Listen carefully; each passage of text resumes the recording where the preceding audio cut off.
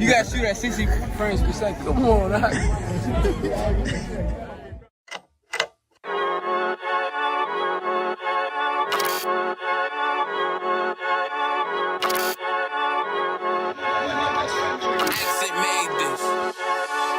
They say they wanna hear that raw shit. These niggas claiming that they bullshit. These niggas better move and coach shit. As if they make the wrong move and coach shit. You see me, they like, ooh, chemo shopping. I'm on my way up and they ain't gon' stop it. They say they wanna hear that raw shit. Coming up on by the bullshit.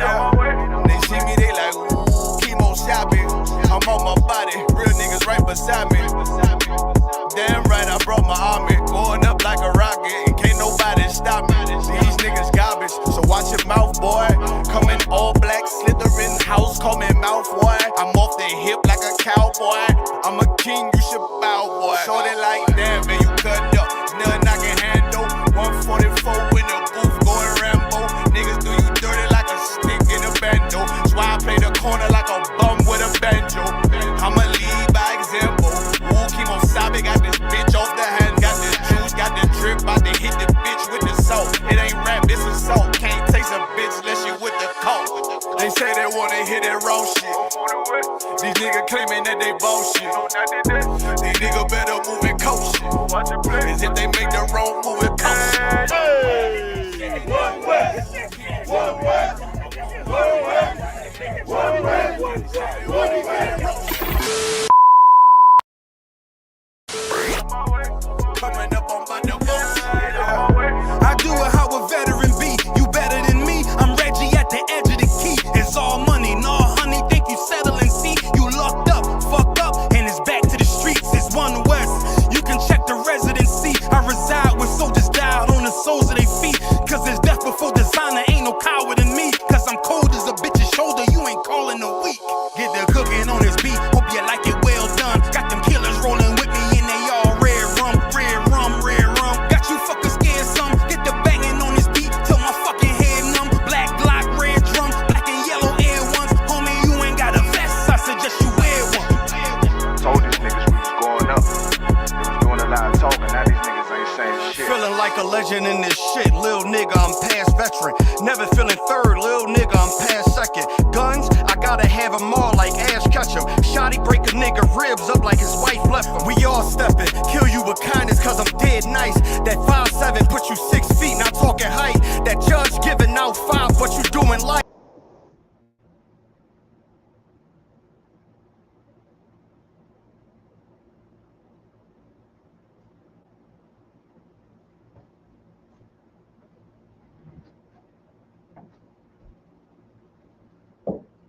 All right, so we're gonna clap it real quick.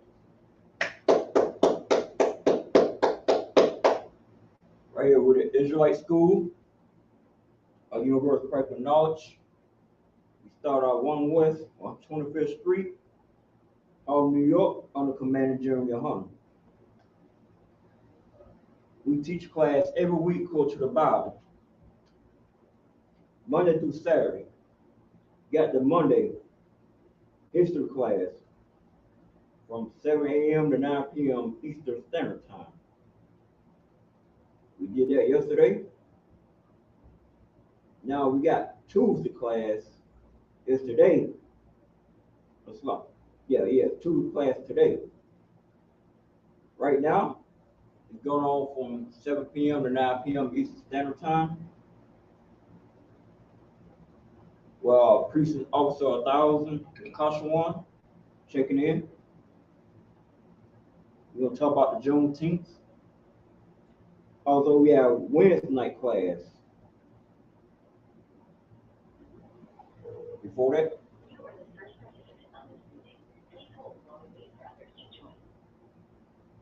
okay. That got the Wednesday law class.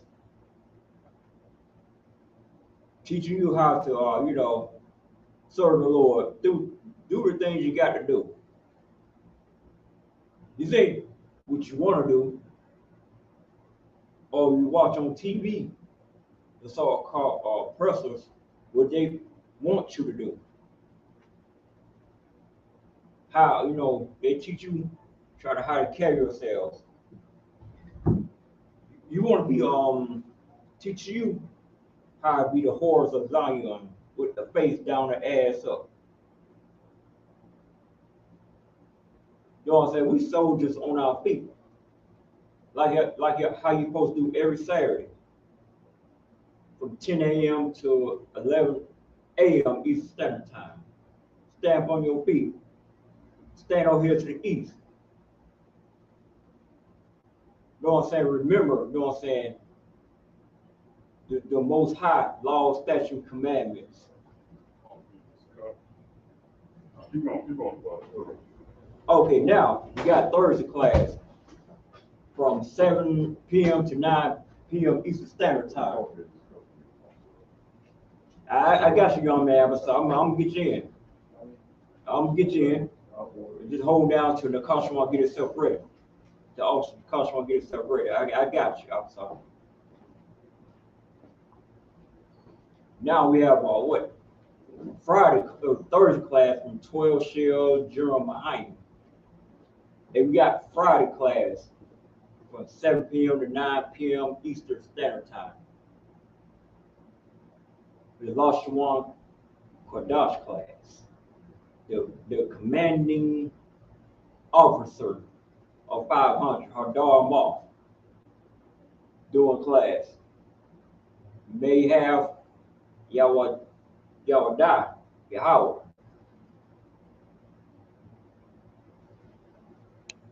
Now I told you about Saturday. Now I'm gonna get the Bible of scripture of Psalms 133. You talk about Juneteenth. Will be a celebration for our people to get together. Yeah, for our people to get together to join us on a celebration. This something been going on forever. It ain't something new. That thing like some new holiday because of the way of the other nations, you know what I'm saying, getting down on us, you know what I'm saying, they rolling us. Everybody gonna never let you down. But I give you an extra day to celebrate. Give you a paid holiday. I ain't gonna let you down. But we've been let down for 400 years because of the day we, you know what I'm saying, we got slavery. I'm gonna read it real quick. I'm gonna read it real quick and I'm gonna pass the class off. Let me see. The book of Psalms, chapter 133, verse 1. Behold, how good and how pleasant it is for brethren to dwell together in unity. We ain't got to wait on June 16th to dwell in unity. We doing it right here, right now, in the I.S.U.P.K. That's right. In the classes. We do it every Sabbath service, every Saturday. You know what I'm saying? We had the women and kids out, stuff like that. You know what I'm saying? We dwell in unity. We dwell in that the purpose that the Most High told Moses for us to do. We dwell in unity. That had the class off to Officer in the costume. That's right.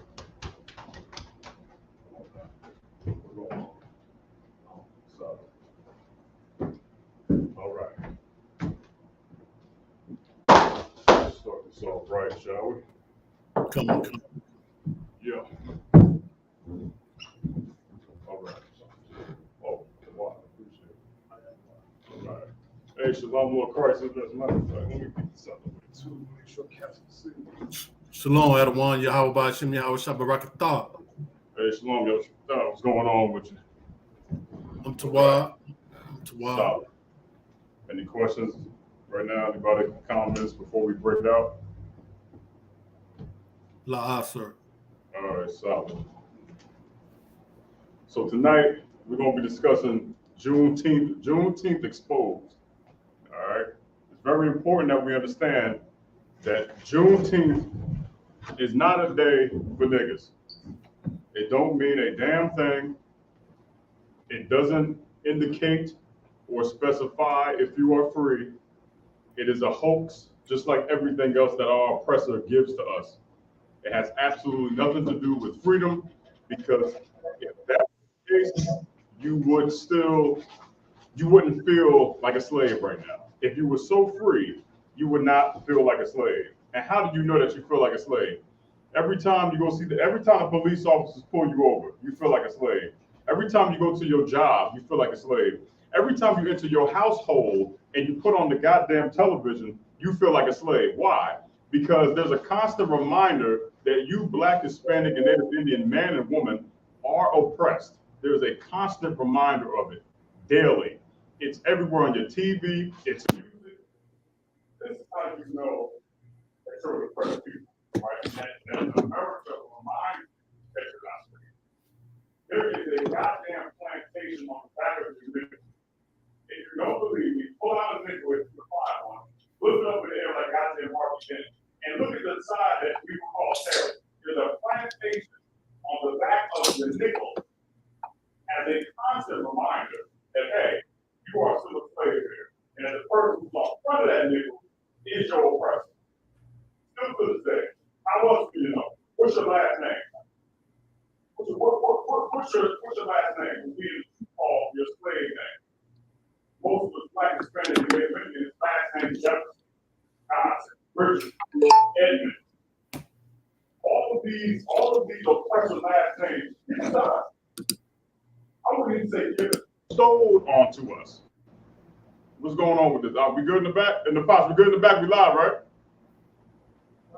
Okay, making sure, because I see something on the screen. All right, no sweat. And I see the blue thing on the camera, no problem. There's a constant reminder daily that you are a slave here. Your last name, the condition that you're in, crack epidemic. It's all right in front of you every single day. Now, what is this the product of? What do you think the byproduct of this is? I'll give you a hint. The captivity before we got here was what? What captivity were we in before we got over here? Yes, sir. Go ahead, Mama. Sorry. Roman. But after, between that, before the Deuteronomy 28:68. Oh, Sloppy America. No, before that. The one that brought transatlantic slave trade. Where were we? Oh, Slovakia, Africa. What's Egypt. That? Egypt. Right, Egypt. America is a actual parody of Egypt. Oh, you got the conference call on? Cause y'all say try to call in. I thought you had it on the phone. Ain't no sweat. But No, I got it. I was gonna go live from Tik Tok, but it's cool. Let me call it up real fast. Y'all bear with me 1 second. All right, hold on 1 second. To the people online, let me see right now. We got some brothers online. Shalom. YAHANNA. To all the brothers online and sisters. YAHANNA. Shout out to all the sisters. All right, give me 1 second. Let me call this conference call line, and then we're gonna get cooking. Let me pick it back up. All right, 1 second. Come on. All right, so let's see. Oh, Sloppy, sir. What's that? While you're doing that, the reminder, because it was heavy that you brought up the nickel, the plantation in the back of the nickel. Right. Because they say it's a very famous plantation. That's why the bottom is called Monticello. Right. The name of the plantation. Right. It's on the back of your nickel. All right, so we're back. So let me get everybody on conference call. Who we got on the line right now?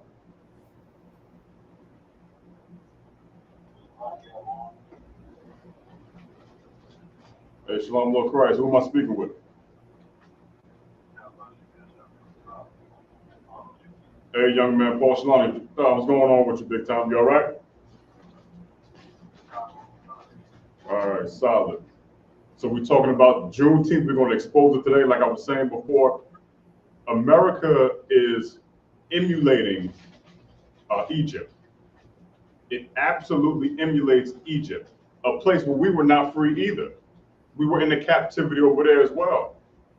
Now, it is not by coincidence. It is by design that we came from Egypt.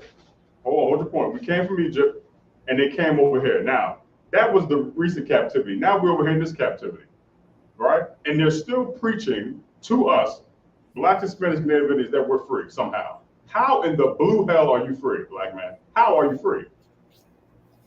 You can't even answer it. So we went out to the Juneteenth festival, you dig? Asking black people, Hispanic people, what does Juneteenth mean to you? It's a very simple question. And they all, without hesitation, answered the same exact way. Oh, it's the day of our emancipation, the day that the slaves were freed. Fast forward years later, we still getting killed in the street. Drugs are still in our community. We're living in poverty. Okay? So where the hell is this freedom that you're speaking of? And I'm not charging our people for not knowing. What I am going to charge them with, however, is not coming into this class today, because today in this brotherhood class, we're going to declare your freedom today, black man, Hispanic man, Native Indian man. We're going to give you the information that you need in order to be free of this place. Somebody says Salaki online on the conference call. All right, no sweat. I thought I heard somebody say Salaki.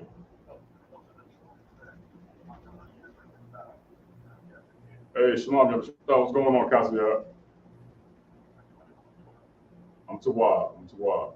So let me get into this real quick, all right? Anybody online or on a conference call, can anybody tell me what the hell is Juneteenth? By literal definition, I want y'all to go ahead and look it up, because today we're working today. We're going to work and we're going to learn something today, all right? If y'all can't hear me, let me know. I'm also going to be online as well from the computer here, and I also can see y'all. But somebody look up the literal definition of Juneteenth and give me the definition quickly. Go ahead, Kasia.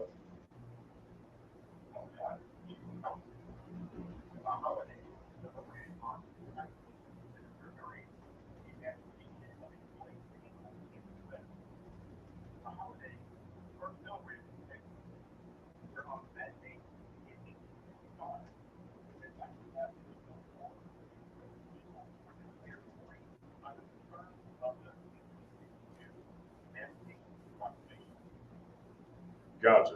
Of 1865, right? Okay, no sweat. Give me Deuteronomy 28 and 68. What we're going to do for the people at home who are unlearned and do not know the Bible and the truth about the Blacks, Hispanics, and Native Indians, we're going to give you a history lesson tonight. We're going to give you straight, unadulterated history from the Bible and tie it in with society and historical facts tonight to prove to you that Juneteenth is nothing more than just a day that your oppressor gave to you for you to make his kingdom wealthy. While you're out yesterday buying hot dogs and hamburgers and goddamn Capri Suns, you have now made his kingdom more wealthy, which is what happens when he ordains a day for us to start spending money. Because that's all we did yesterday. That's hell. I would argue that's all we've been doing for the past 3 days. Because the oppressor said, you know what? Let's make it a 3-day weekend. Guess what? You niggas can have off Friday, Saturday, Sunday. And guess what? As a kicker, take off Monday too. You deserved it. You deserved it. Take Monday off. 400 years, you deserve that Monday off. And what did you do? You got together with your family and you had hot dogs and hamburgers and goddamn Capri Suns and had your kids hula hoop and listen to music just like you would do any other day. The oppressor profits. He profits off of things like this. Right. He profits off of it. And how do you know that? Here's how you know. You ever see a sale going on for Yom Kippur? Anybody know what Yom Kippur is? Right. Who says Salaki? The 5? Yom Kippur. It's supposed to be that Day of Atonement. No, You have a card doing something. No, Yom Kippur. Yom Kippur. Yom Kippur. Yeah, Yom Kippur, for time's sake, is the day that the so-called Jewish man celebrates. You ever see a sale going on inside of Target? You ever see the Yom Kippur 3-day sale weekend? You ever see that? You ever see black people grilling outside at goddamn Cleophas Park for Yom Kippur, grilling with hamburgers and goddamn Capri? You never see things like that. The Asians have a day, it's called like National Groom Day or National Sweet Day or some crazy nonsense like this. It is a festival dedicated to Asians. Do you ever see a 3-day sale on that? You don't see that at all. Why? Because the oppressor is not going to exploit their culture and the festival that they deem to be important to their culture. He's not going to pimp them out. He's not going to do that. But however, Black, Hispanic, and Native Indians, he will sell your ass out for chicken change. He will have you buck dancing and listening to every goddamn cookout family song known to man because of the fact that it's Juneteenth. Go ahead, Napaj. Oh, you got Black Friday. Day after Thanksgiving. Day after, you know what I'm saying, oppressor has slaughtered our people, Right. our Native Americans Right. and blacks. You got a Black Friday. You think you get a discount price on something? Right. Yeah, you think you get a discount price on something. You thinking that oh, okay, yeah, I'm saving money. Oh, I'm saving money. Guess what happens? We trying to kill each other to go on stoves. Right. Right. On that day, we try to kill each other, go on the stoves. When we kill each other, they gonna make that money back 10 times forward. Guess what? Funerals, Right. hospital bills. Right. You thinking that, you know, you think your oppressor trying to give you a break. No, he ain't giving you a break because that place at the fire costs $100. Normally costs $300 to $400. Right. Give them the price of trying to get that for $100. Right. A hospital bill that costs thousands of dollars. That's right. Get that brother a hand. That's absolutely correct. The oppressor is going to profit off of your pain. He's going to profit off it. It's called Black Friday. The day after so-called Thanksgiving, where our brothers and sisters were slaughtered and raped, robbed and murdered, the next day is a day of sales. The next day is called Black Friday, for God's sake, where Negroes wake up at 5:30, sometimes earlier in the morning, to stand in a line like a goddamn slave auction to go inside of a store because in their mind, half of the stuff in here is half off. To what? Make the oppressor's kingdom wealthy. That's exactly what happens. Whoever got Deuteronomy 28:68, let me get it when you got it, all right? Khan Adawan Khan, the book of Deuteronomy, chapter 28 and verse 68. And the Lord shall bring thee into Egypt again with ships, Right. by the way whereof I spake unto thee. Right. Thou shalt see it no more again. Stop right there. For those of you who are unlearned, Deuteronomy 28 and 68 is in the book of Deuteronomy, right? It is prophesied what is going to happen to the children of Israel. As you can see here, it says, and the Lord shall bring thee into Egypt again with ships. Now, if you're already in Egypt, why the hell would you need a ship to bring you in something that you're already at? That'd be like me getting on the boat that come in front of this school right here. Why would I need to get a damn boat if I'm already in here? Egypt was known as the house of bondage, hence the Israelites being in that captivity in Egypt. That's right. And the Lord said, you know what? I'm going to send y'all into Egypt again, but with ships, i.e. the transatlantic slave trade, okay? Now, between that time, from there until we got there, where in the blue hell were we free? When? Nowhere. You're not free. This is a curse that we're in. We're still under this curse too, by the way, okay? Because of the oppressor. The oppressor constantly reminds us that we are in a captivity, but yet will insult you further and tell you that you're free because guess what? He gave you Juneteenth. And niggas gobbled it up and ate it up. I haven't seen Juneteenth in the Bible yet. I ain't seen it yet. I haven't seen a day where our oppressor ordained something to give us some type of liberation. I haven't seen it. I haven't seen it in there yet. Juneteenth is no different from Christmas, Easter, Thanksgiving is no different from Memorial Day and Labor Day, which are all also insults to Black people. Primarily Thanksgiving, for those of us natives. It is an absolute insult. So I ask again, how are you free? Read that again from the top. Khan Khan, sir. Deuteronomy 28 and 68. And the Lord shall bring thee into Egypt again with ships, Right. by the way whereof I spake unto thee. That's right. Thou shalt see it no more again. Keep going. And there ye shall be sold unto your enemies. Say that again. And there ye shall be sold unto your enemies. We shall be sold unto our friends. Unto your enemies. We shall be sold unto your co-workers. Unto your enemies. Keep going. for bondmen and bondwomen, Slave and no man. man shall buy you. No man shall buy you. Meaning what?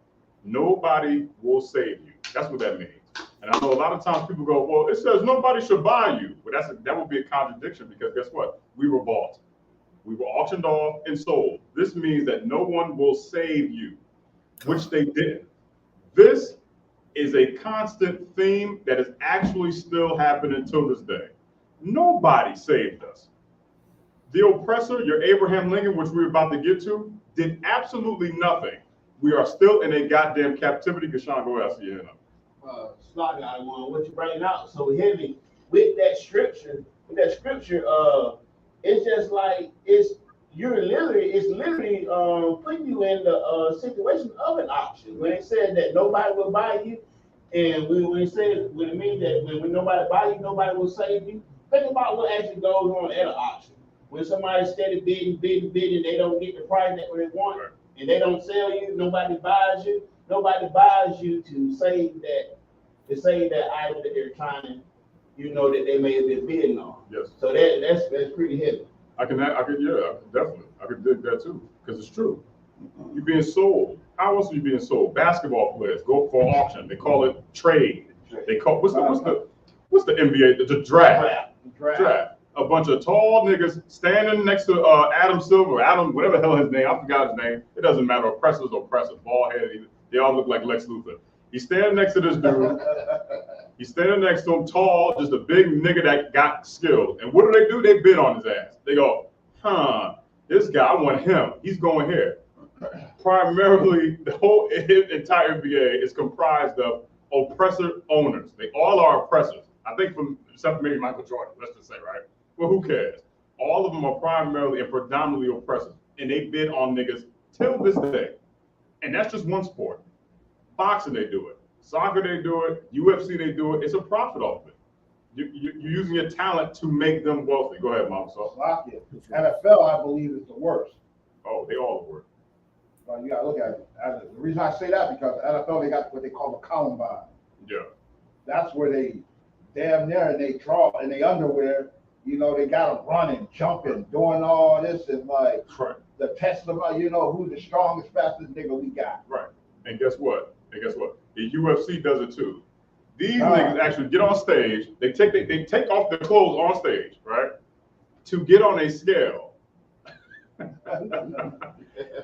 They take their brothers, says online on the black men and women, Hispanic men and women, Native Indian men and women get on the UFC stage with Dana White, who beat up his lady. Let's not forget that. Never forget. #. And they take their clothes off to stand on the scale. And then what do? They flex like this. Yeah, look at me. And then they get into their opponent's face. All the while, there's a sea of people taking pictures of them. And what do? They make bets on them based off their talent, based off of how they look. That goddamn homosexual Mr. Olympia garbage. Unfortunately, I work at a gym. Okay, unfortunately, right? And the amount of our people that come in there, the guys that do this, this Hulk Hogan shit, that's another thing too. Very gay, very homosexual. You get jacked to take off your clothes for men to judge your body. Not only do they judge your body, they give you a trophy for it. Congratulations. Good job, nigga. Good job.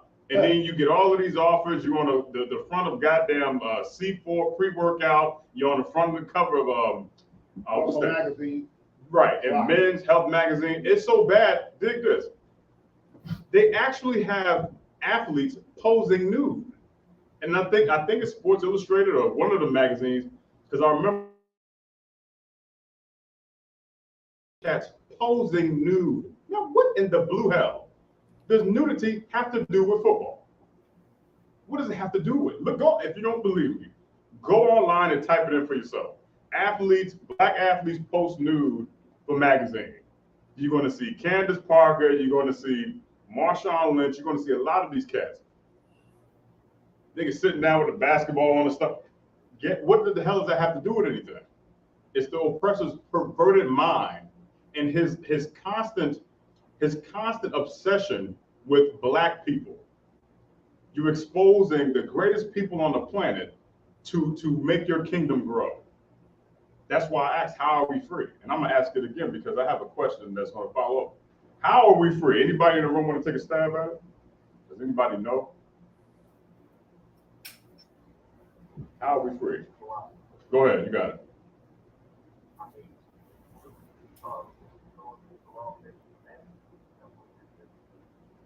Say that one more again. Say that one more time.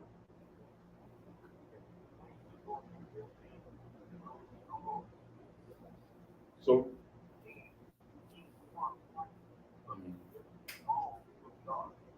okay.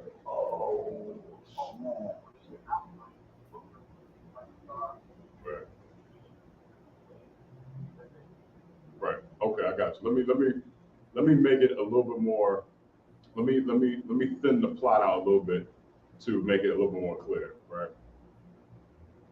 If this place is emulating Egypt, right?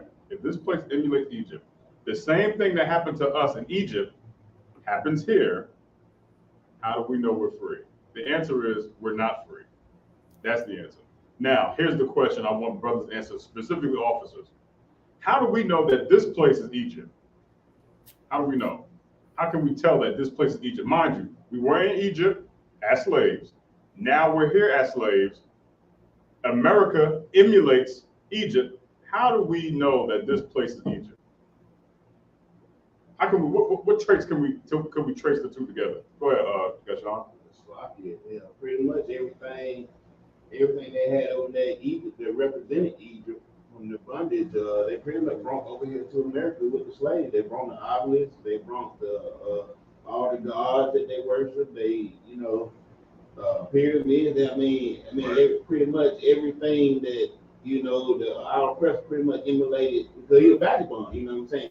He pretty much stolen and imitated everything that they had over there in Egypt. Right. And the same tactics they used back then, they use to this day with slaves. True. I want a more concise answer. Go ahead, Officer. That was absolutely correct. But I wanted to be tight. I want that answer to be like, here's why. Go ahead. I would say, back then, if you don't know the Bible, you're not in if you haven't taken classes or nothing, they had abortions then, they got abortions now. Mm-hmm. The way they was beating us and the way we built, they had us building up their pyramids and building up Egypt, right. Same way we built up America. Right. That we put that whip to our back. Right. They was killing us, beating us. Right. Same way that they did in Egypt. Gotcha. So here's the concise answer. How do we know that this place is spiritually Egypt? Is because God's chosen people are here. Again. Oh. We are in captivity again. Give me 2 Kings 21 and 14. All right. Quickly. 2 Kings 21 and 14. Come. God's people, God's chosen people are in Egypt. We just read it in Deuteronomy 28:68. That's what I was trying to get you guys to come around to. Yeah. Again, both answers were powerful and they elaborate. That's good for camp and that's good for class. Titan. God's chosen people are here. Doing the same exact thing they did in Egypt. Okay?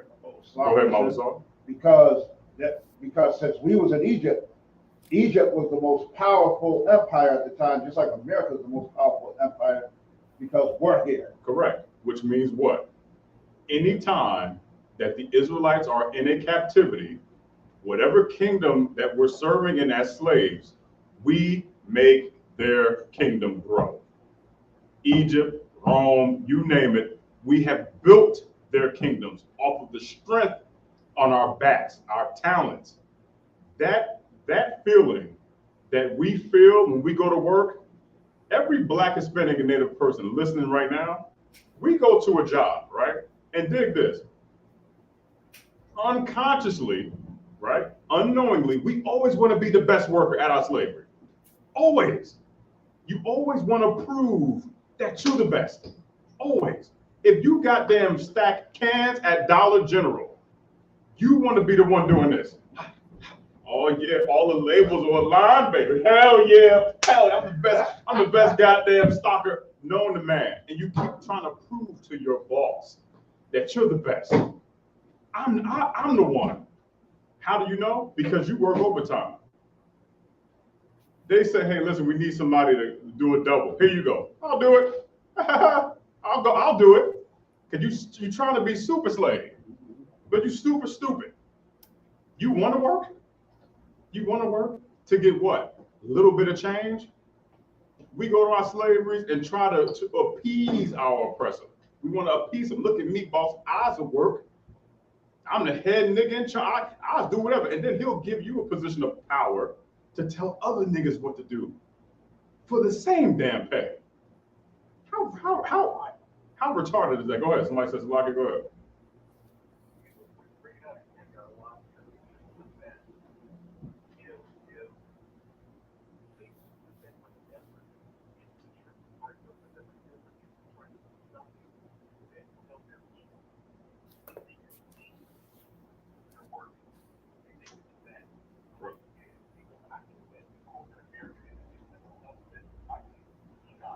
Right.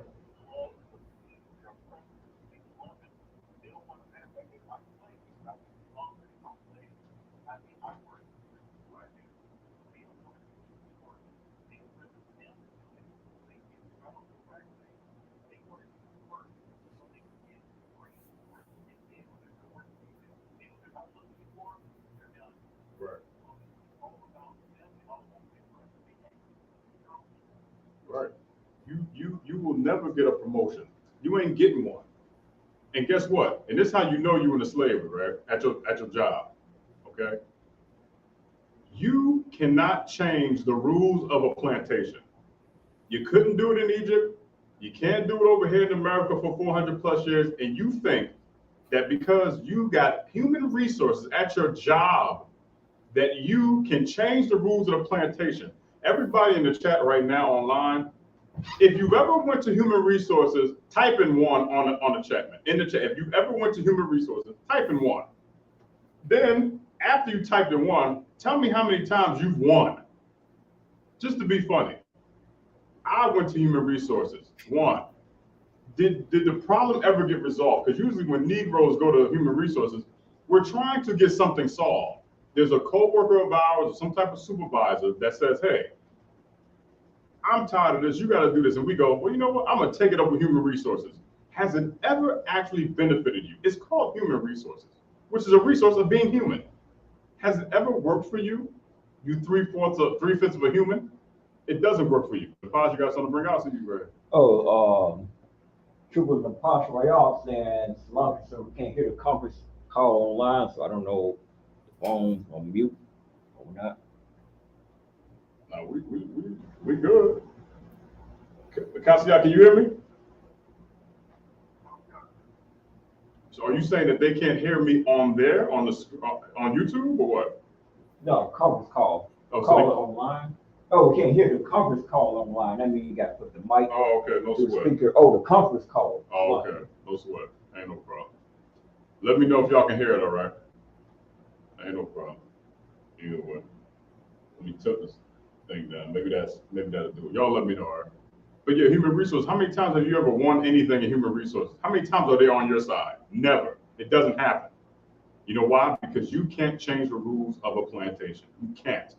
It ain't no way. Somebody got 2 Kings for me? 21 and 14? Con, sir. Go ahead and read it when you got it. The book of 2 Kings.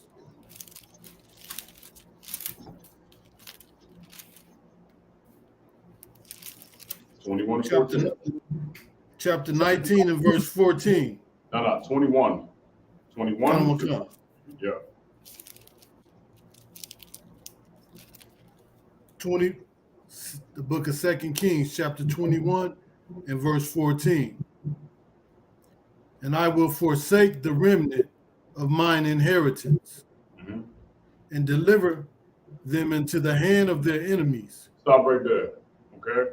And I will forsake the remnant of my inheritance and deliver them into the hands of their enemies. Going back to Deuteronomy 28 and 68 again, okay?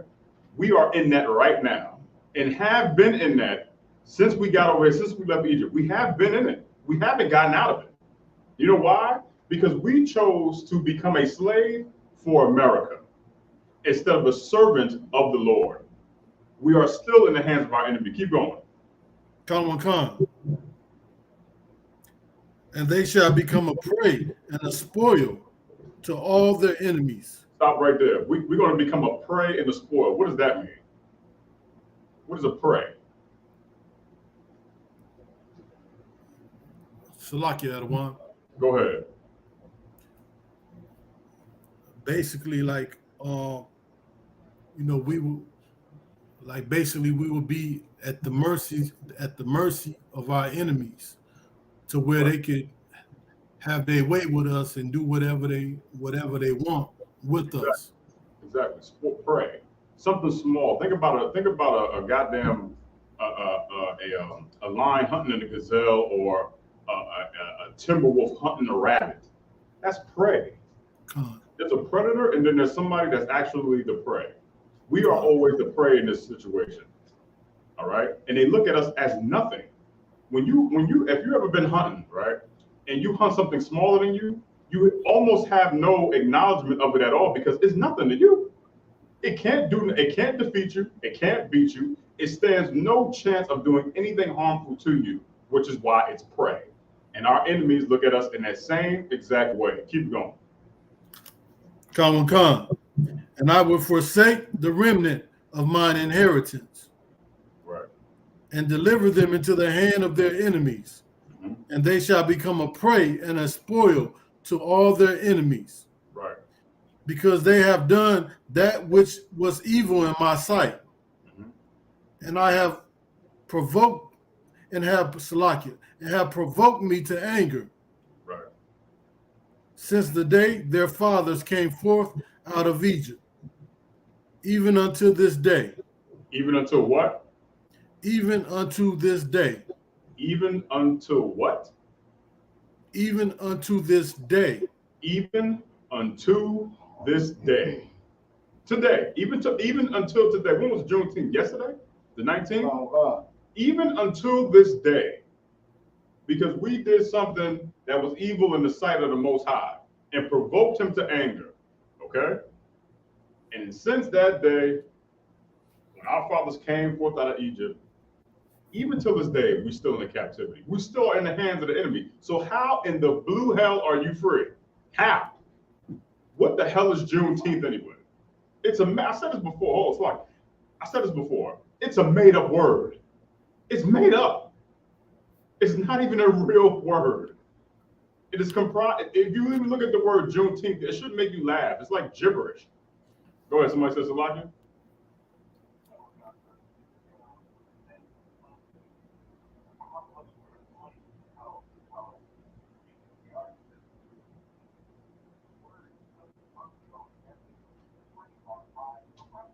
Right.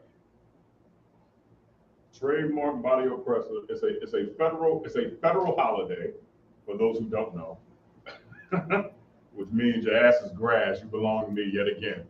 Until this day. Go ahead, Kasia.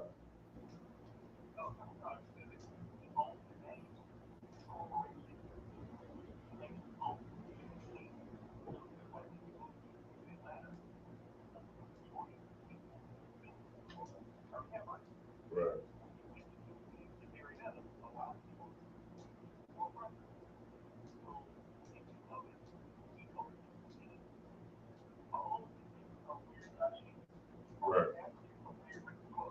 Right.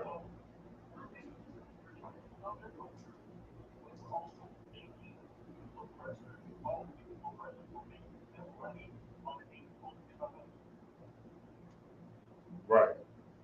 And that's an issue. We have a price tag on our souls in this country. You have a price tag on yourself. They said, here, let me give you niggas Juneteenth, make you feel some type of way. And I remember when it happened, what was it, like maybe 2 years ago? Niggas absolutely lost their damn mind. They were dancing down the street like in the Wiz, when they killed Evil E, and they're like, can you feel it? They started raining, and the old self-shedded, they all dancing, everybody come around. Everybody's dancing and having a good time. Over what? two words smashed together to give you this idea that you're free? You're not. You can't even prove it. Keep going. Come, sir. Verse 16. Moreover, Manasseh shed innocent blood very much, till he had filled Jerusalem from one end to another. You ain't got to go to that part. Give me Jeremiah 5 and 15. Jeremiah 5 and 15. Come. God damn this damn kingdom we in, man. We're in a complete hell, and you Negroes jumped up and down when we was at the festival. If y'all don't believe that, right, go to I.S.U.P.K Atlanta on YouTube, which y'all are on right now. Check out our recent interviews that we did at the Juneteenth festival. Shout out to Gashan and all these brothers and the Kaz. Man, so many brothers, Yahweh and all these brothers that did these excellent and amazing interviews with our people, okay? And the point of it was not to expose stupidity. That wasn't the purpose of the interviews. The interviews were to shed a light on the fact that our people are destroyed because of the lack of knowledge. You understand? How many people know about Passover? How many people know about the Feast of Unleavened Bread? How many know about the Feast of First Fruits? Very little. Right. But the whole world now will know, and I'm saying world in this context, I'm talking about our people, will know about Juneteenth. When I celebrate Passover, when we go up there, man, and all the brothers got their garments on, we got our warlike apparel on, I feel great that day. I feel good, man. It's a day where we conquered the Egyptian. But yet, for some particular reason, Juneteenth is teaching us how to stay in a captivity mentally. The Juneteenth is nothing more than a whitewashing of your mind 2.0. Why do I say that? Before we get Jeremiah 5 and 15, right? Somebody Google the Juneteenth flag. Somebody Google, as a matter of fact, everybody Google the Juneteenth flags. There's two of them now, okay? Who got Jeremiah 5 and 15? You go ahead and read it when you got it. Come, sir. The book of Jeremiah, chapter 5, and verse 15. This is further proof that the chosen people of God are here, okay? I.e. The slave trade. Go ahead, bro. Come. Jeremiah chapter 5 and verse 15. Lo, I will bring a nation upon you from far, O house of Israel, saith the Lord. It is a mighty nation. It is an ancient nation, a nation whose language thou knowest not, neither understandeth what they say. Stop right there. The Lord took us out of a place and brought another nation upon us. It says, O house of Israel. Who is Israel? We are. The so-called Jewish man can't be the house of Israel because he never went through a captivity. Now I know the little hat community, and I'm talking about the little hat community people, they're going to tell you that the Holocaust was a captivity. The Holocaust was an unfortunate situation, but 400 years to what, year 7 or whatever the hell it was, has absolutely nothing to do with the Bible, and you are not the chosen people of God. You are not. Right. And you know you're not. In Revelations 2 and 9 and 3 and 9, cut that argument in half. And also, just to simplify it, just to give you a little bit of milk, since we got here, none of us can still understand English. None of us can. A lot of times we'll look at the English language and be like, who in the hell, why are there 2 L's in Lincoln? Why? Where's the R in the word colonel? There are 2 guys, ain't there 2 L's in colonels? I saw colonel the first time, I thought it was colonial. Then somebody said, oh, that's colonel. I said, wait a minute. wait, hold on. That's colonel? I thought this said colonial. We still cannot fathom the English language because of precepts like this. This precept is so heavy because it's true. And any time. Go ahead, Gashan. Gashan got it first. Go ahead. I was just gonna say, just like psychology. Yeah, psychology. You're right. Psychology. You're like, wait a minute. How you spell this? Go ahead. Somebody else says Salaki. Go ahead. Just like the Salaki Adawan, Just like the word Wednesday. Yeah, yeah, Wednesday, yeah. Who in the blue hell? And anytime you mispronounce a word, right? Does anybody know who corrects you? Anybody want to blow my mind right now? Anytime Black, Hispanic, and Native Americans mispronounce a word that's in English, who's the first person to correct us? Salaki Adawan, Go ahead. the black woman. Wait, no, not the black woman. Go ahead, Kasia. You said what? No, well, yeah, that too. But the oppressor. They'll come and they'll tell you what the proper English is because they understand it. They know it better than us. We don't know it. Go ahead, Mousa. Slovakia. Oh, go ahead, You Mousa. take the word rodeo. Rodeo. Now look, in Hollywood, what street do they have? What famous street do they have? They call Rodeo. it rodeo. Right. It's retarded. It is Rodeo. It's the same damn word. They just pronounce it different. I'm still tripping over Lincoln. It's Lincoln. Not cone. What are we doing? What the hell are we? Go ahead. Somebody says a lot. I think it was Kasia. Go ahead, man.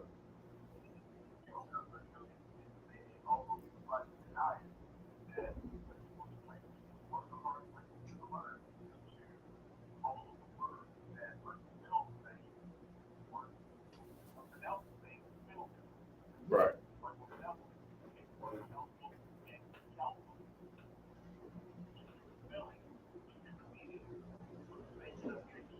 Right. Listen, do me a favor because I'm online right now. They're saying that they can't hear. Somebody call into the conference call. Swap phones with me. All right. Maybe mine's just a little bit low. Anybody. All right. Y'all stay on the line. I'm gonna hang up with this one so that where y'all can hear because I just typed it in the thread over here and I seen the sister said she can't hear it and I want y'all to hear this. These people online as well on the conference call. All right. I want to make sure that everybody can hear because everybody needs to be heard. Whose phone we gonna use? It don't even matter. All right. The water. Hey, sis online, to the people online, Brian. Hey, Kasia, say something, Kasia. Can you hear? Kasia, say something.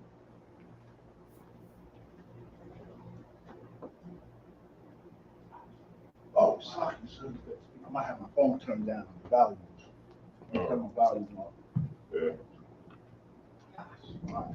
Don't worry, take your time. We here till 9 o'clock. We're gonna make it happen. Don't worry about it. Just a minor setback. For those of you watching at home and on the conference call, we all have Samsung, so that's the reason why. You would figure we upgrade. All right. Hey, Kasia.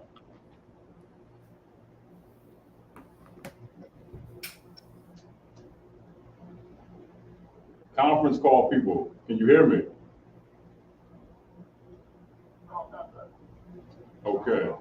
Okay, no sweat. Sister online, can you hear these brothers on the phone? Let me know, right?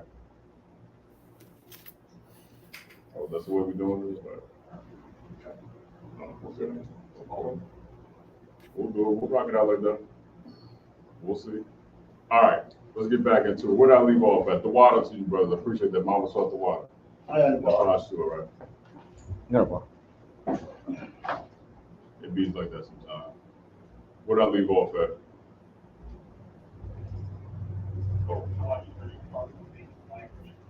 Oh yeah, that's right. Because we're at Jeremiah 5 and 15 for those who wanted to know.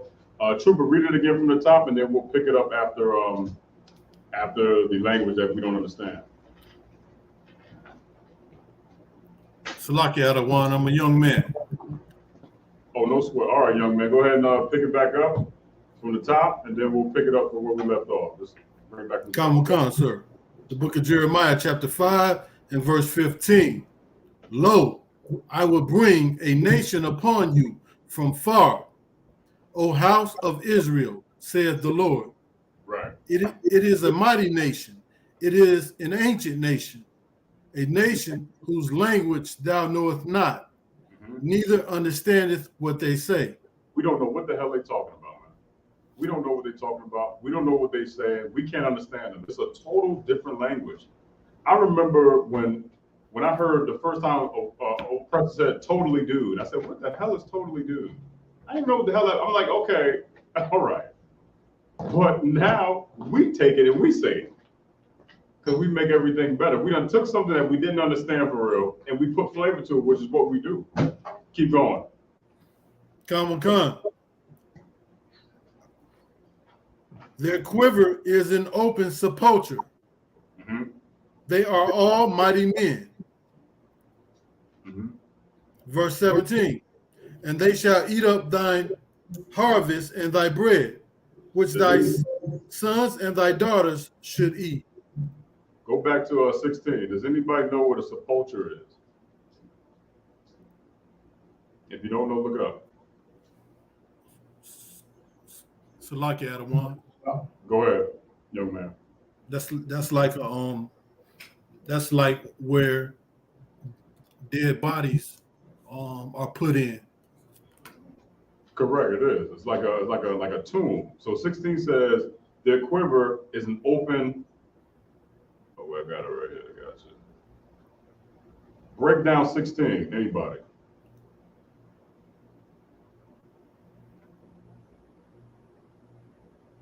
Officers in the conference. Their quiver. Look up the word quiver. Anybody know what quiver is? Oh, sucking. Go ahead, Mama. Arrow. Go say what? An arrow. No. Kasiyah?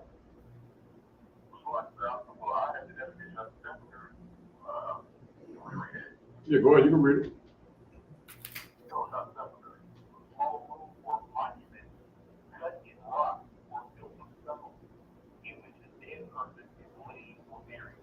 Okay. Now read 16 again and apply that definition right there. Kasiyah.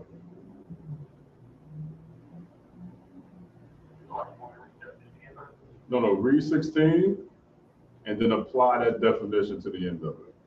Start from their quiver.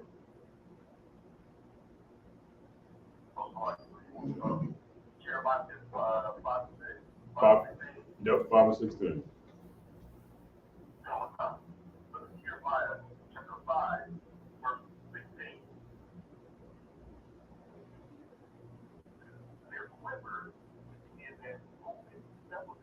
Mm-hmm.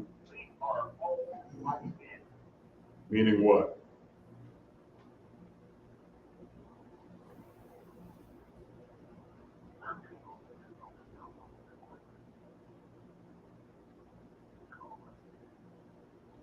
For time's sake, let me give it to you. The power that they have, because you see it here, it says they are all mighty men. Okay? Their quiver is what they do. It's a shake, it's a form of power. These cats, the power that they have, that our oppressor has, scares the living blue hell out of all of us. It'll scare the dead. You know that precept when we talk about the valley of dry bones, right? It implies that we are dry bones. When we go downtown and we speak to people, we're trying to wake up the dead, which is what we are. Our oppressor, he's so mighty that whatever he says can tremble. It'll shake us up. That's how mighty he is. For example, you talk about your slavery, you talk about your job, right? The scariest time at your job is when your boss says, "Hey, can you come into my office real fast?" He didn't say nothing. All he said was, "Hey, can you come into my office? I gotta talk to you for a second. Hey, Brian, come on. Hey, we gotta talk." And he got a piece of paper. He like this. You start trembling in your boots. You almost can feel it. It's like it's almost in the air. You go, "Oh, Jesus, here we go." That's how mighty our oppressor is. That's how mighty the Egyptians were. But just like any mighty kingdom, they all will fall. They all will fall. Keep going, young man. Come. Verse 17. And they shall eat up thine harvest and thy bread, which thy sons and thy daughters should eat. They shall eat up thy flocks and thy herds. They shall eat up thy vines and thy fig trees. Mm-hmm. They shall impoverish thy fenced cities, therein thou trusted, wherein thou trustest, with the sword. Stop right there. Doesn't that sound like our oppressor? Don't it? They take everything. They take everything. Yet you feel that you're free. Somebody pumped up your mind and put this Juneteenth battery in your back yesterday, and boy, oh boy, did they charge the battery up fully. Was on 100% yesterday. Hell, it's been on 4% since Friday. That oppressor put a battery in your back and told you niggas that you were free, yet Jeremiah 5:15, right there at 17, tells you exactly what the oppressor does, has done, and still is constantly doing till this very day. Till this day.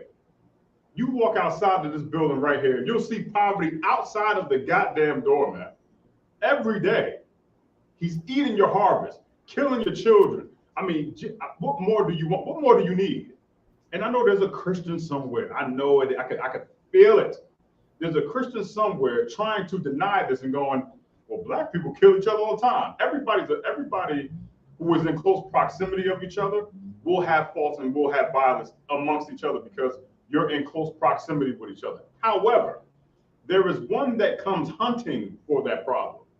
There is one nation of people that come from outskirts to come into our neighborhoods to hunt us and take up all of our crops and eat all of our harvests and take all of our bread.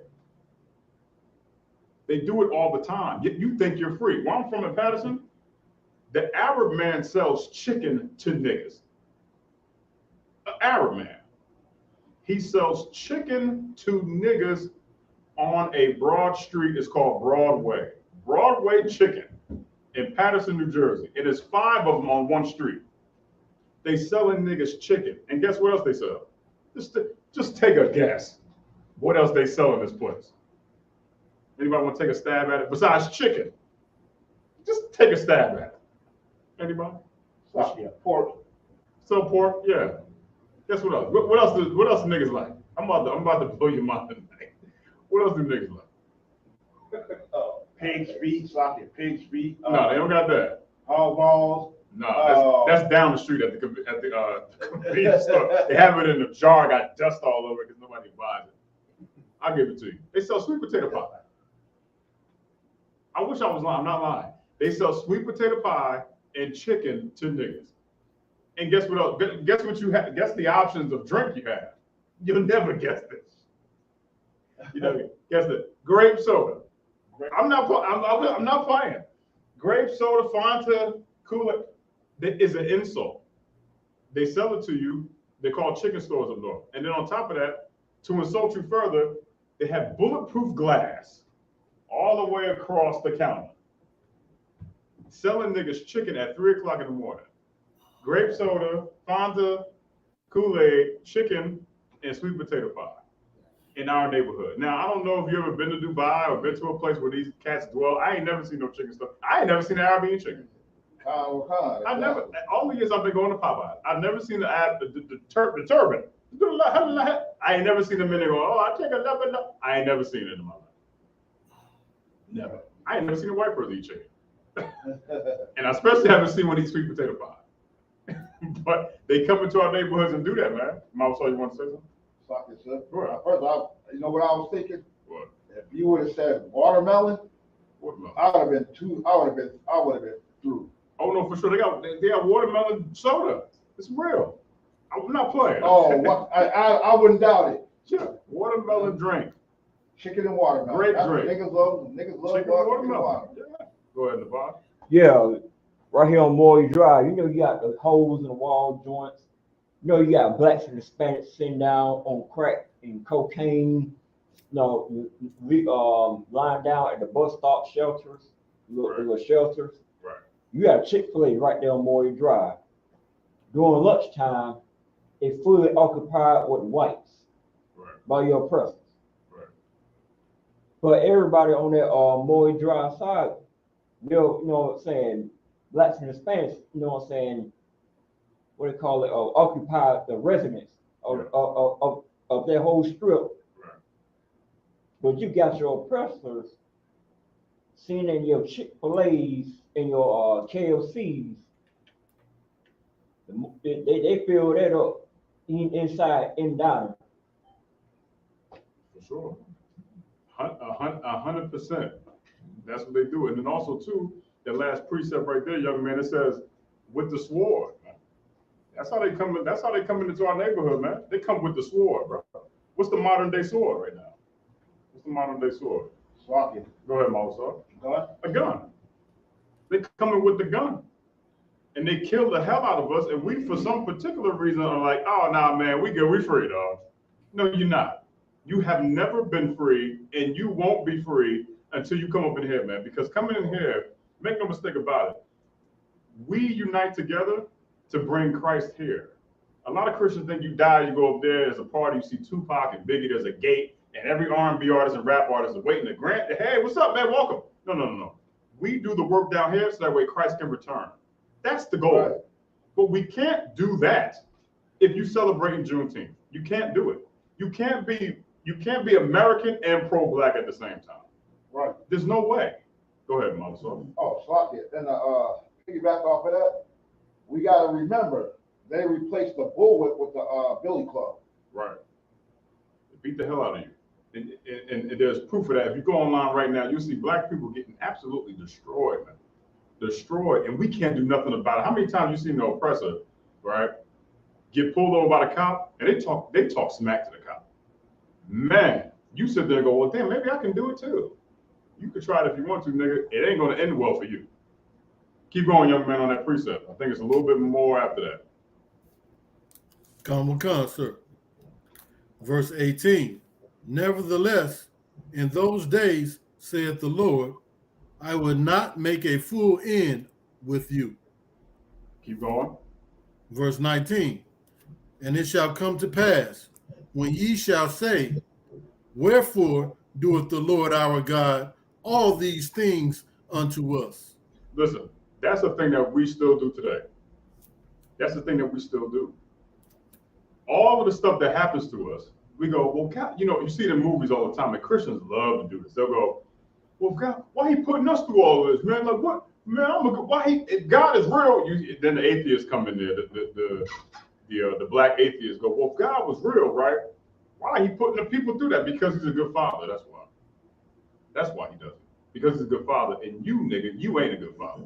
You'll let your child be a homosexual. You'll let your child worship crystals and goddamn rosary beads and putting salt by the door, thinking ghosts come in your house at night. Burn the sage because you're a terrible father. You're a more terrible parent. But the Most High punished us because guess what? We disobeyed him. We disobeyed him, which is why Juneteenth is such a goddamn joke. Free where? Outside? I don't feel free. I feel great in here. I feel great in here because we are servants of the Lord. And that goes too for brothers, you coming into the truth, right?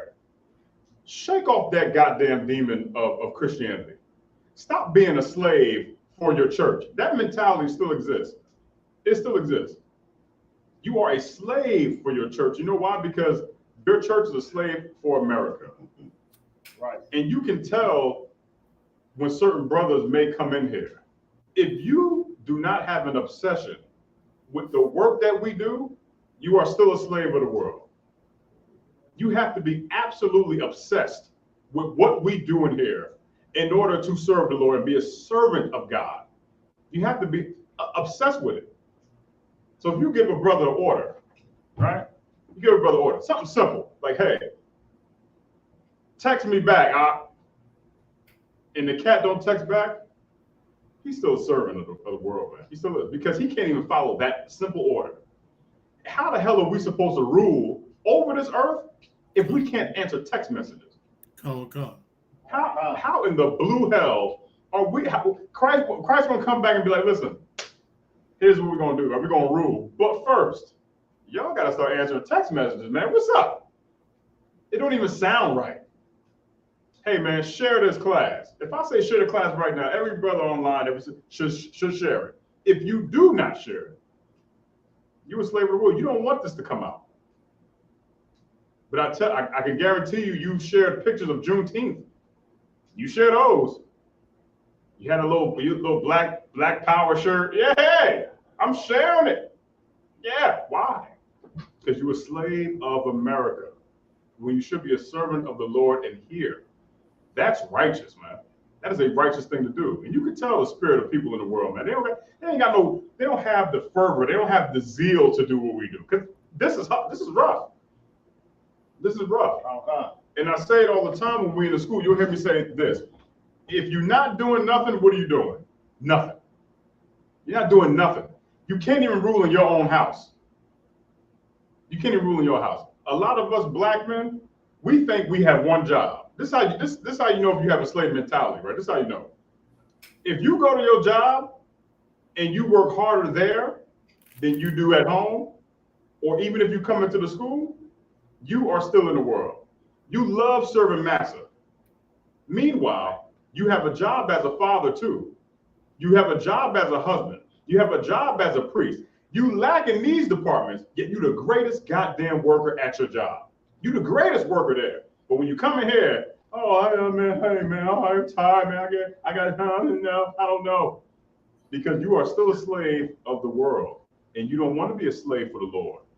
This is too hard. This is too difficult. But the scriptures say endure to the end.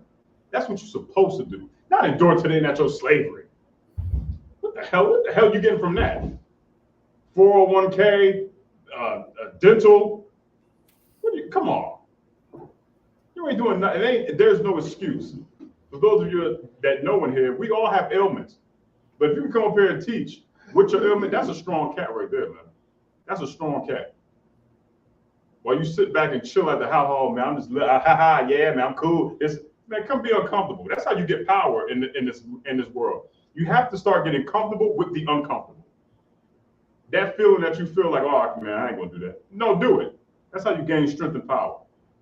All right. Give me verse 19 again. Come. Yep. Verse 19. Give me one more time. And it shall come to pass Exactly. when you, Salakia, verse 19, and it shall come to pass when ye shall say, wherefore doeth the Lord our God all these things unto us? Mm-hmm. Then shalt thou answer them, like as ye have forsaken me, and served strange gods in your land, so shall ye serve strangers in a land that is not yours.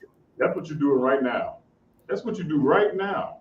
You serve gods of this land and you don't serve the Most High, which is why you're a slave, which is why Juneteenth is bullshit, Salakia. It is absolute BS. Oh, Juneteenth, we're free. Free my ass. Free of what?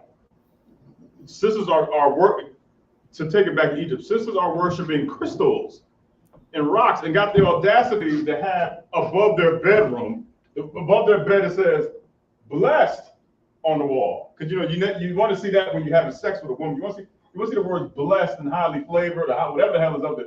That's what you want to see. You want crystals and you want rocks to be around the bed to get rid of evil spirits because you worship that. That's Egypt custom too, by the way. That homosexuality and crystals and sage and it's foolishness. And the men, the same thing. You want to have your shaven face, because you're a slave of America. You can't come to I.S.U.P.K and tell me that you are pro-black, pro-your people, but you are pro-slave.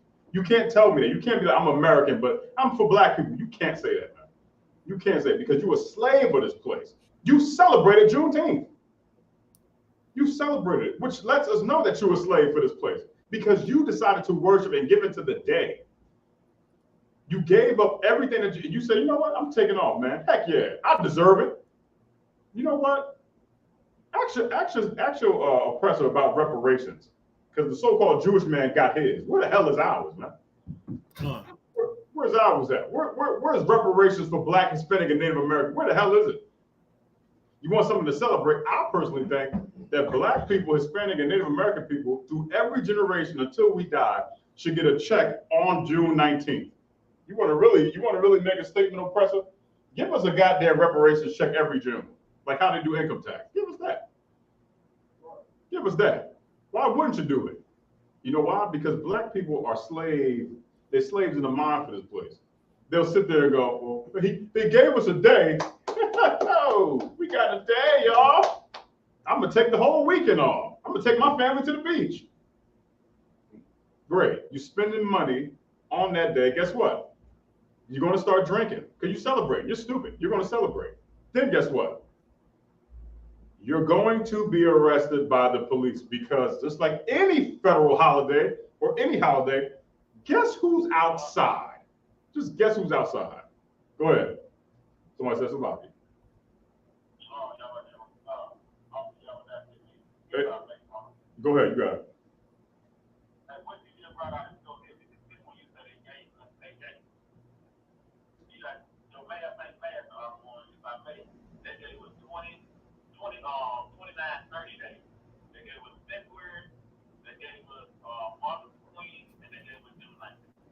Yeah, they gave us 1 day.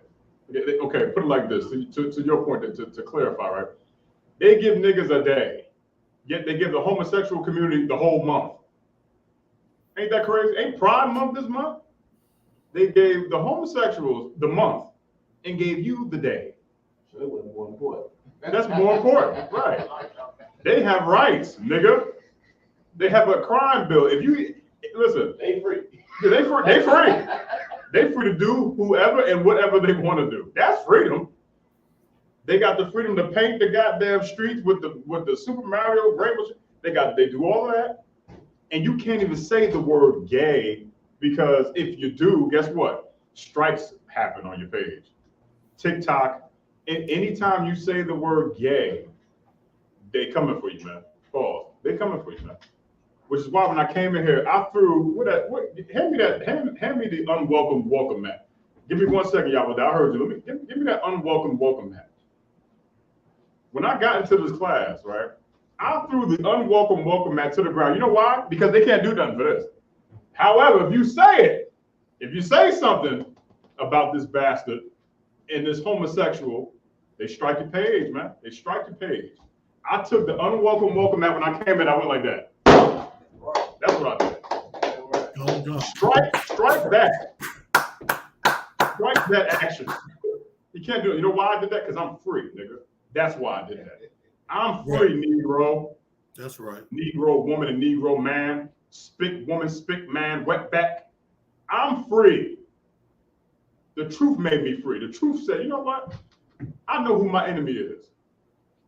I threw that goddamn picture to the ground because that's where it needs to be. It is the unwelcome welcome, man. We got two. We got one right there, and now it's one over here. I tap this, I do the heel toe, I break that. I do everything on that damn thing.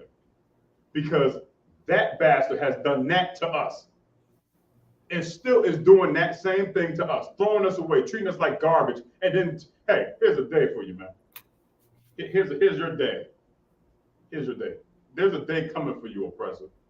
It's coming for you, for sure. Go ahead, Sean. It's just like the scripture you were bringing out earlier, paraphrasing, when it was telling you, when it was saying that it was about us being a prey and being spoiled.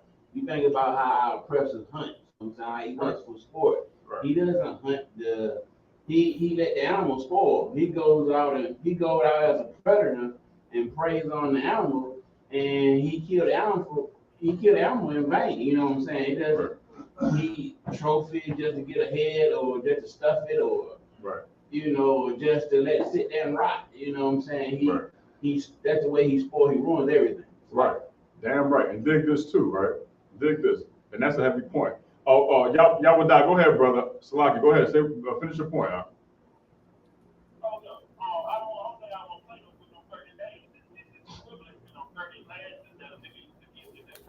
You know it.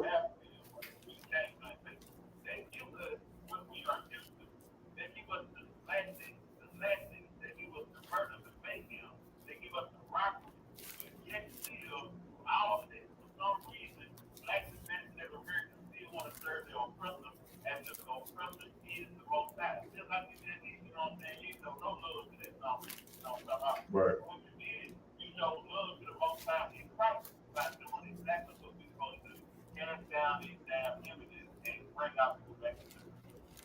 Damn right. Let me say this too, just to top of all, everything that we're talking about. And again, just to prove that every time Egypt and America are synonymous with each other. They're synonymous with each other. I told y'all to go look up that flag. Everybody go find right now the Juneteenth flags. It's two of them. Hold it, because we're going to get to that. After I make this point, Egypt and America are synonymous with each other because both of them had God's chosen people there, and they both profited off of the pain. Give me Genesis 15 and 13. Come. Give me Genesis 15 and 13. I'll prove it to you yet again. They profit off of us being slaves here, man. You look at Egypt right now, there's a statue, okay? There's a statue of Ramses, if I'm not mistaken. I think it's Ramses II. If you look it up, they got this cat sitting down, okay? Just to prove to you that Egypt is synonymous with America, that same statue that's sitting down of Ramses II is an exact replica of that Washington monument of goddamn Abraham Lincoln sitting down in a chair. It's the same damn thing. Now, what do Ramses II and Abraham Lincoln have in common? Go ahead, Yahweh. That too. That too. But they had Israelites in bondage and knew it. Now, Lincoln, right, is somebody that was appointed to us, much like Pharaoh and Ramses. Pharaoh is just a title. It's like king. God. There's a couple of pharaohs. You'll see that throughout history. There's a couple of them. Pharaoh is just a title. But they set up these rulers over Israelites, okay? So that way we can follow whatever they do, and then they put us in bondage. The people that came, the presidents, quote unquote, that came before Abraham, Abraham Lincoln, they wasn't freeing niggas. They enslaved us and kept us in it, and Lincoln did no different. He did, make no mistake about it. Don't think for a second Lincoln, right, is an Israelite because his first name is Abraham and he got a beard. Don't ever mistake that. Because I know that when I was in the world, black people historically tried to make Abraham Lincoln black.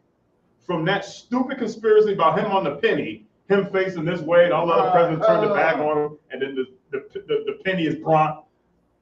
Spare me that garbage.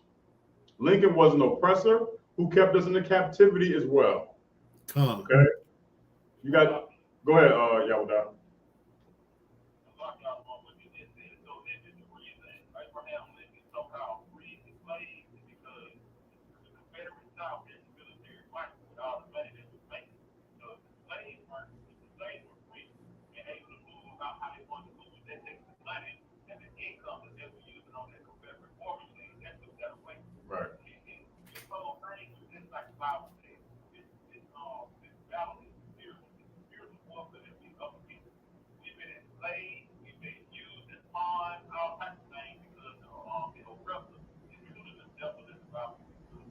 You already know. Young man, give me that precept, all right? Come, sir. The book of Genesis, chapter 15 and verse 13. And he said unto Abram, know of a surety that thy seed shall be a stranger in a land that is not theirs. That's not ours, man. We're gonna be strangers in the land that's not. Are we of the seed of Abraham? Aren't these our forefathers? Abraham, Isaac, and Jacob? Yes. We're in that land till this day. We haven't left here. We are still here. Keep going, young man. Khan Adawan Khan. And shall serve them, and they shall afflict them 400 years. They shall, wait, hold on. What was that last number? And they shall afflict them 400 years. 400 years, that is slavery. That's slavery, brothers and sisters. And I know you pastors, you pork chop pastors that went out and made goddamn barbecue chicken, and y'all don't want to touch this because guess what? This is in Genesis, so the old law's done. You can't Genesis. You can't talk about Deuteronomy, Leviticus, because that's old. But make no mistake about it, Pastor Pork Chop. Make no mistake about it. This applies to us. Every goddamn thing. The Bible is a living, breathing book. It lives and it breathes and it never dies. Why? Because anything that we do, you can pinpoint it in there, which makes it alive. It moves constantly. It doesn't change, but it flows with time. You could pinpoint anything that happened in time and correlate it right to the scriptures because it's a living, breathing book. Although it's old, it's still alive. Gordon Ramsay's cookbook is not alive. All right? Your social studies book is not alive. You know why? Because in those social studies books and your science books, science is going to change. Science, when I was growing up, like the little volcano, you put the baking soda in the goddamn volcano and the vinegar. That is passe now. You try that crap with your the kids are like, what the hell is this? Because other things have evolved. Times are changing. Social studies too. In the beginning, they told you about Christopher Columbus. Guess what they tell you about now? Social studies, homosexuality. Right. Oh boy, has it changed. DSM-4. When I worked in in that field of psychiatry, right? The mind, mental patients, mental disorder. The DSM-4 had homosexuality in it as a mental condition, a mental illness. They said, no, let's change it. You can't change the word of the Lord. You can't. You can try, but that truth is always going to come out. Yahweh, go ahead, you got it.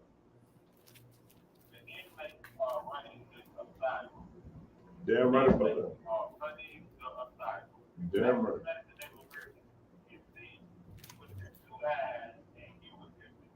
That's right. And I pray the most high with the most high just as long as we wake up and immediately great armies shall come about. So all thing that we gotta do is follow under leadership of the man that is down here, how you know about. Right. Right, right. But that's the thing. They'd rather serve the oppressor than to serve. See, that's the funny thing too. They'd rather serve the oppressor than to come in here. They'll go, well, I got a beef with Commander Junior Yohanna, yo. How y'all serving that guy? Negro, how you serving the oppressor? You wearing fringes on your shirt. That's what the Jewish man does, man. They call them tassels. You might as well get that little hat. You might as well, because you're copying him. You never see the I.S.U.P.K with no goddamn fringes on their shirt. You ain't gonna never see it. We don't even want to talk like the oppressor, which is why we teach the Lashawan Kodash class, which is the holy tongue in Hebrew. That's why we do it, because we don't want to say shalom with an O, and we don't want to say shalom and all, whatever that. What's the other one they say? Akti, which I thought was a lasagna, some type of goddamn. It was like a food. I was like, what the hell is Akti? You know, it was like a salad. Or something. Go ahead. Right. Don't forget a Cody. I don't know what the hell that is. Yeah, that's a new, what the hell is that? I see that. A Cody? Right. A Cody? Like Cody. Dang. That sounds like a cheese, like Cody. Like I think COTI, KOTI or something like that. Okay, well it's STUPID. That's what That's right. That's what I know for sure. But they want to serve America. If you are not in the truth, you are a slave of America. You can know that you're Israelite, that's fine. You can know. But what are you doing besides that? Because if you're an Israelite and you smoke weed, you're a slave of America. You're a slave to the thing that you serve. You have become that. So if you celebrate Juneteenth and you sat there like, yeah, man, Black Power, and you smoking weed, and you're like, yeah, I'm an Israelite, I know I'm the, and you're not in here, you are a slave of America. There's more on that precept, young man. Khan, that one come. Hey, give me 14. Khan, that one come. Verse 14. And also that nation whom they shall serve will I judge. Right. And afterward shall they come out with great substance. What is the great substance that the other nation is going to come out with by having us in captivity? What is it? What's that great substance that they come? Think about substance. Think about think about being a slave. Like right now, you go to your slavery, right? What does the oppressor come out with off of your hard work? What does he come out with? I mentioned it earlier, Gashan. Well, if people come out with everything, he comes a thing that you invent, he claims it. I mean, he comes out with everything that you should have gained.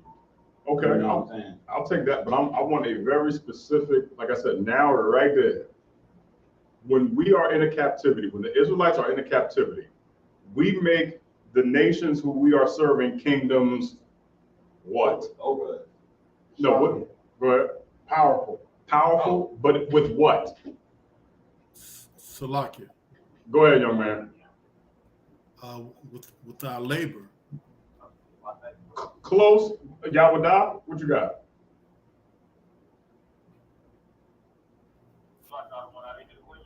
Okay. Kasia, go ahead. You make him rich with what? Money. Give that brother a hand. Give him a goddamn hand. Wealth and money.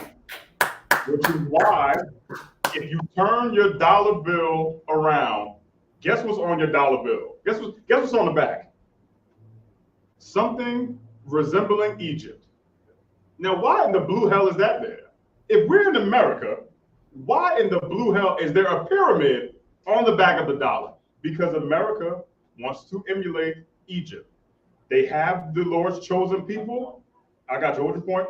They have the Lord's chosen people. They enslave the Lord's chosen people, and they gain a great substance from doing it, which is wealth. Yahweh, you got it. Go ahead.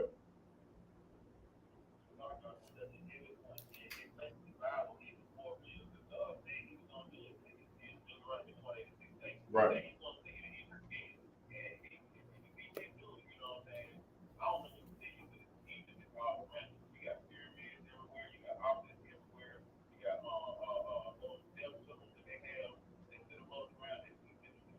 Damn right.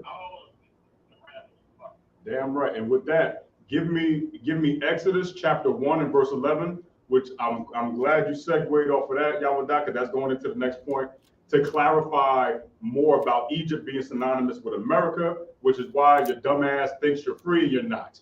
And we're going to prove it further in Exodus 1 and 11.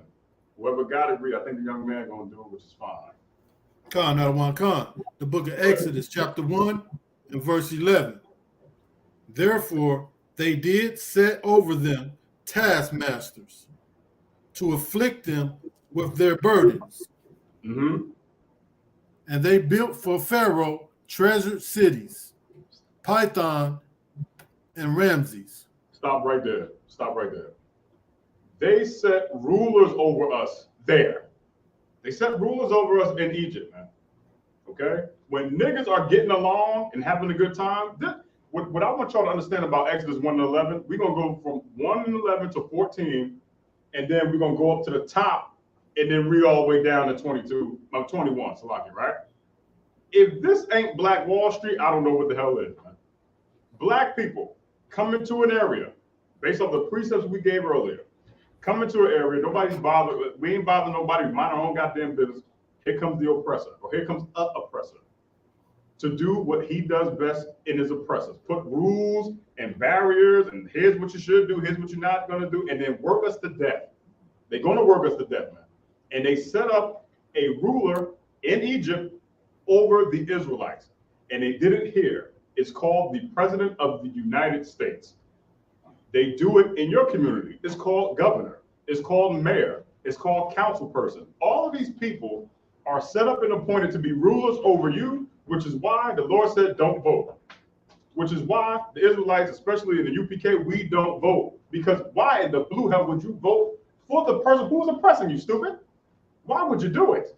That would be like the Israelites voting for Ramses and be like, you know what? He said he's going to pave these sand streets. I believe him. Vote for Ramses.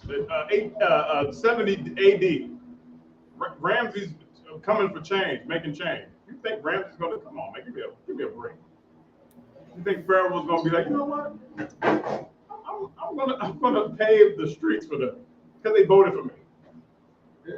Any great ruler you've ever seen in your life, his people appoint him, not you. You ain't got no power to appoint nobody. You don't got it. You went to the voting poll to do what? To stand there in the cold, you big dummy, and wait inside of a stupid booth to vote for somebody who doesn't have your best interest at heart? Go ahead, Gashawn. On top of that, you know, and out of all these years, you done found out that your vote really don't even count because they really go out what they call the electoral vote. Yeah, electoral vote. Right. You know? Electoral college. Yeah, come on. I didn't even know what the hell that meant. I thought that you had to be in college for that. I didn't even know what it meant. I'm like, what the hell is the electoral college? What? Now I got to go to college. It's pointless. And that's too where our people will come in and then try to get you to vote. How many times you at your house and there's a knock on the door, hey man, I'm just coming around doing a census. Hey man, y'all registered to vote? No. And then they press you and go, well, why? And then you go, well, nothing changed. Oh man, see, that's where you're wrong, brother. Here they come presenting that crap to you, and they really sell it. That's your house nigga for you. Go ahead, young man. Keep going on that, all right? Con, that one con. Verse 12. Hold the point, young man. Hold on. We got Officer SHALAM. Go ahead. I think that was YAHANNA.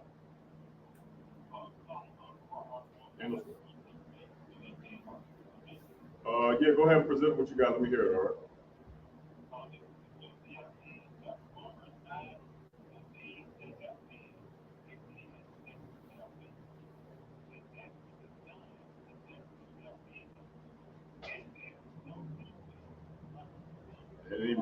You're damn right. There ain't no new thing under the sun.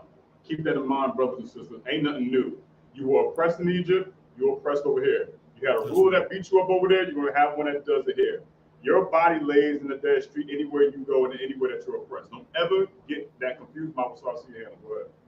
Something about, that's every point, not going out to vote, because look at all these entertainers and athletes, all these coons, they get out there, oh yeah, rock the vote and all that. Right. That's how you know that they're for this kingdom. Right. Like you said, they're not for their people. Right. Most High Christ. Go ahead, young man. Keep going. Give me verse. Give me 12. Con, that one con. Verse 12. But the more they afflicted them, the more they multiplied and grew, and they were grieved because of the children of Israel. Verse 13. And the Egyptians made the children of Israel to serve with rigor. No, wait, stop right there. And the Egyptians made the children of Israel serve with rigor. What does that mean? What does serve with rigor mean? You know what it is to serve, but what is serve with rigor? Just all you gotta do is look up the word rigor. Somebody says Salaki on the conference call. Go ahead.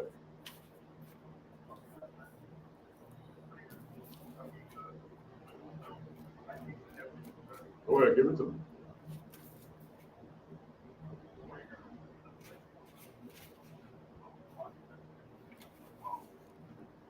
It's all right, no sweat. Take your time. We learning. Go ahead, YAHANNA.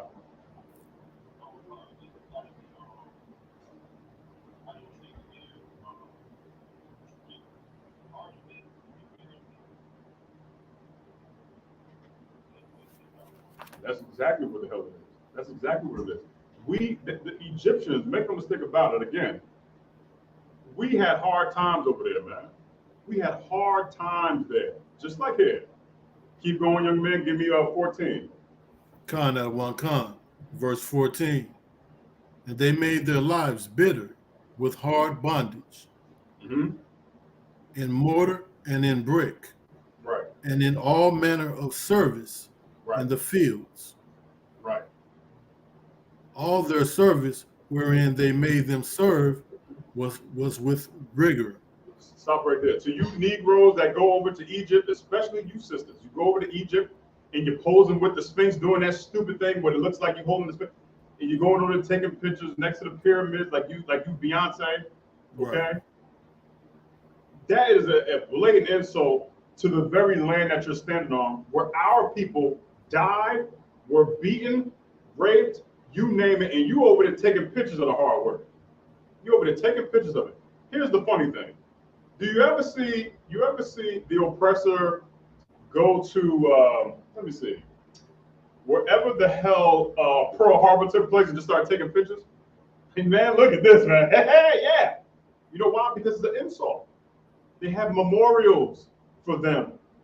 They every year in Jonesboro, around whatever that stupid last holiday was, Memorial Day, whatever, they hang up flags all up and down the street to commemorate and remember the veterans who have died for this country.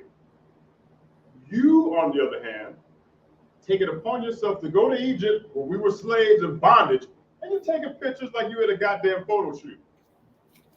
And they have a so-called Egyptian take their narrow ass around on a goddamn camel, and you're like, yeah, man, this is great. It's so rich here because you think that you're African. That's why. You want to glorify the Pharaoh part of it. You want to glorify the gold and the jewels. And that's why every time you do something, you look like that goddamn Eddie Murphy, Do You Remember the Time video. Y'all think of Egypt and think of that, minus the slavery. You don't think about the hardship and rigor, which is what they're talking about. This don't look like the Michael Jackson. This don't look like that Michael Jackson video. Do you remember the time? This don't look like that at all. But that's what you want to hold on to because you think that you're African, which is going to bleed into that flag in a few minutes. Go ahead, Sean. See. When you bring it up right now, so heavy on one, it's just like the scriptures say, paraphrase, you know, the Egyptians thought it was an abomination to break bread with the Israelites. It sure the hell was. The same way, it was no different from our oppressor over here in America. They want to eat and eat them Right. around. So Michael, Right. Michael will fight so hard to like, hey, they give these folks our money. Right. You know, let's make them richer. You know what I'm saying? Let's invest in them. In the precept that Gashan is talking about, the guys in here, he was talking about how it was an abomination for the Hebrews to eat with the Egyptians, which is in Genesis, the 43rd chapter, somewhere around verse 32, all right, just for context, okay? Now, we know that Juneteenth, somebody go pull up, look at your phone and look at this damn flag. And for time's sake, I'm gonna show you, all right? I'm gonna show it to you. And then we're all gonna laugh in unison as we have Africans next door who braid hair. I hope they hear me. I hope they hear me. Well, look at this. I'm gonna turn this computer around, right? Let's all laugh together, right? And y'all give me the first impressions of what y'all think this looks like. Just out of coincidence, right? Watch this. Look at this, man. Look at this. Can y'all see this? Look at this. Oh, hell, what? Look at that. Hell no. That's the old flag. What is that? This is the old flag that they have for Juneteenth. Fuck you, the RGB flag. And this is the new flag. Now, when you look at this, what does it look like? What does it look like it's saying? I'm gonna blow your mind back. What does it look like? Captain America just, you know, it just all feminine. Close. Mama saw? You wanna take a stab at it? What is this? This is actually on Google, by the way. What does it look like? Captain Africa? African American. Oh, God. African American. They changed the Juneteenth flag from this to that. And they have it on Google. I wish I was playing. I'm not joking. This is real. They are going to remind your ass that you are an African American. You came over from Egypt, Africa, and your ass landed here in America. Now, why in the blue hell would this be the two flags? You know why? It's to keep you in slavery and to keep your mind in the bondage, brothers and sisters. That's why this exists, right here. That's why it exists. So if you ask a black person the nationality on Juneteenth, they're gonna say African American. People went out with these flags, draped over them, talking about they're not slaves. You are a slave if you think you're African American, nigga. You are a slave. Wow. You know how you know you're free? When you say that you're an Israelite. That's how you know you're free. That's how you know that you're not of this particular world. None of us in here will rock this. Because this ain't got nothing to do with our tribes are all on these walls. It ain't no African American nothing in here. You know why? Because we ain't African, dog. We are not African. These two flags are posted all over Google. And when I saw that, I said, damn, that's heavy. Because it's a constant reminder, nigga, that you ain't free. You ain't free at all. And even if you thought you was free, here are colors to remind you that you're African American. You're a slave in Egypt, you're a slave over here. Now, why would they even have to check? If anybody, Kassia, this is what I want you to do, Kassia. Look up the description of that new flag. It's called the Juneteenth flag, the red, white, and blue one. I want Kassia to do it. Mama saw, you got something? Go ahead. You know, and not only do we claim that we're Israelites, but, you know, it's 12 tribes, and we got just about every symbol of the 12 tribes, and it ain't no stupid flag. No, we got the horse for Reuben, right? You know, we got the brace for Asher, right? You know, the dice for Levi, right? You know, for Benjamin. I mean, if you look in our line right now, you can see pretty much we got just about every symbol for every tribe. Right. Every tribe. What tribe you from, also? Judah. Deshaun, what tribe you from? Kassia, what tribe you from? Gotcha. Yahweh, what tribe you from? Solid. Every brother and sister on the online right now, type in what tribe you're from. Type in the tribe that you're from. Let's represent our culture for real. Goddamn Juneteenth. Freedom Day is right now. It's happening right now, right before your eyes, you Christians and you Roman Catholic. Whatever you think you are, we're gonna show you in the chat right now what we actually are, and it ain't no goddamn African American, man. It ain't got nothing to do with that at all. Young man, take me up to Exodus 1, and we're gonna read it all the way down. And I'm gonna tell you when to stop. I want y'all to hear this so that way you could feel exactly what we feel in this truth. We are not of the slave mentality. We're not of it. Because we serve the Lord. We are slaves to the Lord, not America. When you are a slave of America, you think you're African American. You don't think you are Bun Gad. You don't think you're a Bun Ruben. You don't think you are Bun anything, which is son of. You don't think you're nothing. You think whatever the oppressor tells you you are, that's what you are. It used to be Negroes. Then it was Afro-American. I had a sister, a Spanish sister, on my page tell me that Hispanics are not Israelites unless they're Afro-Latina. Now, what in the blue hell is Afro-Latina? What the hell? So you mean it's a Puerto Rican with an Afro? Right. It's a Dominican with a blowout. That's what you're telling me? It's a Peruvian with a process. Okay, no problem. Go ahead, Mauricio. That's kind of Afro-Latino, but you're an Israelite. Can you explain to me further about how you're an Afro-Latino? I don't know. Apparently you have to have a goddamn Afro. That's what when I saw Afro-Latina, I said, okay, so they got to have Afro. So are you talking about, are you an Israelite or are you an Afro-Latino? You an Afro-Israelite. That's what it is. It's confusing. You an Afro-Israelite. Young man, you got it? You got Exodus. We're going from the top and we're going to run it down. And I want y'all to hear this, right? Go ahead, Warrior, whenever you're ready. Khan Adawan Khan, the book of Exodus, chapter 1 and verse 1. Now these are the names of the children of Israel, which came into Egypt. Every man and his household came with Jacob. Pay attention to these names, brothers. Just pay attention to the names. And let me know if they sound familiar to you. And then let me know if any of them sound like African American. Go ahead, Warrior. Khan Adawan Khan, verse 2.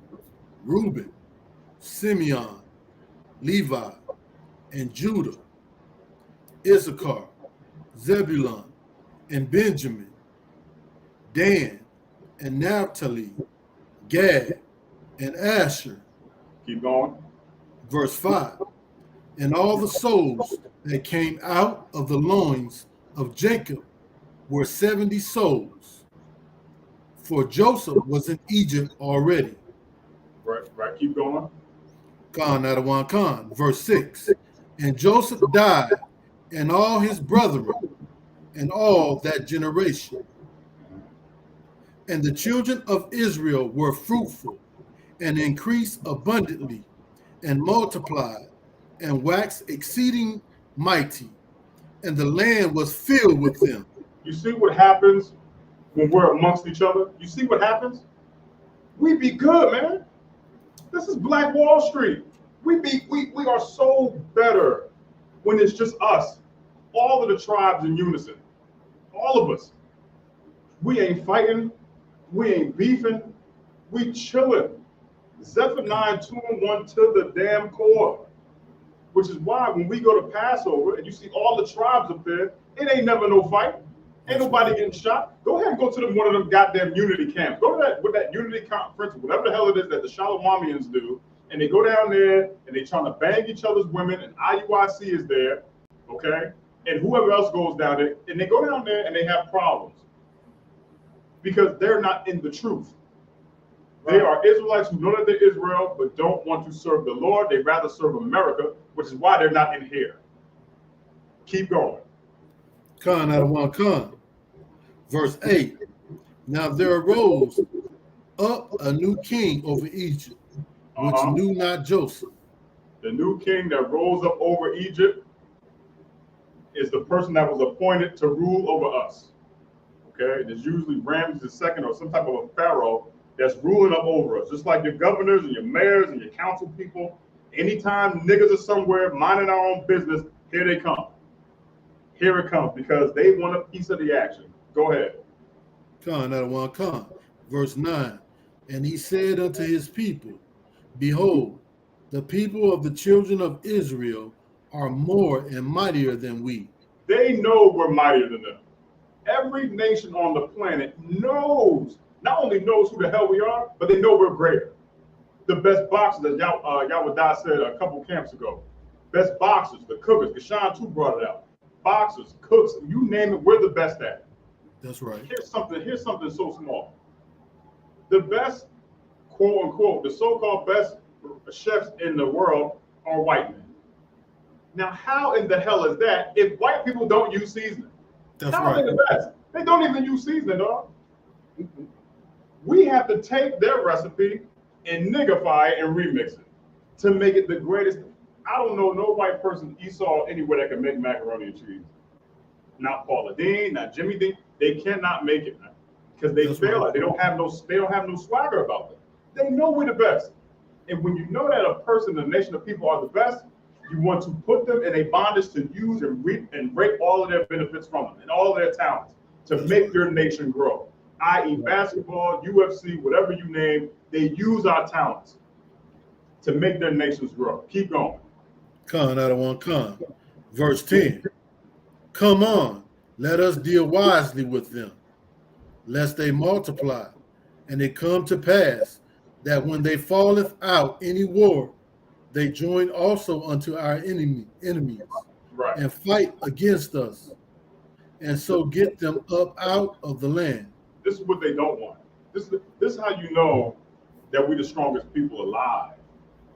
They try to get us mentally bonded in slavery, so that way we can only serve and love them, which is called Stockholm syndrome. Those of you that know. Which is why when we go to talk to people about the oppressor, the first thing that they say is, "Well, Christ, color don't matter," because they don't want to offend the oppressor. They love that oppressor so much that Christ can't even be black. Right? Christ can't be black. Bill Clinton smokes weed and plays a goddamn saxophone. He's black. Abraham Lincoln frees the slaves. He's black. Christ can't be black. Color doesn't matter.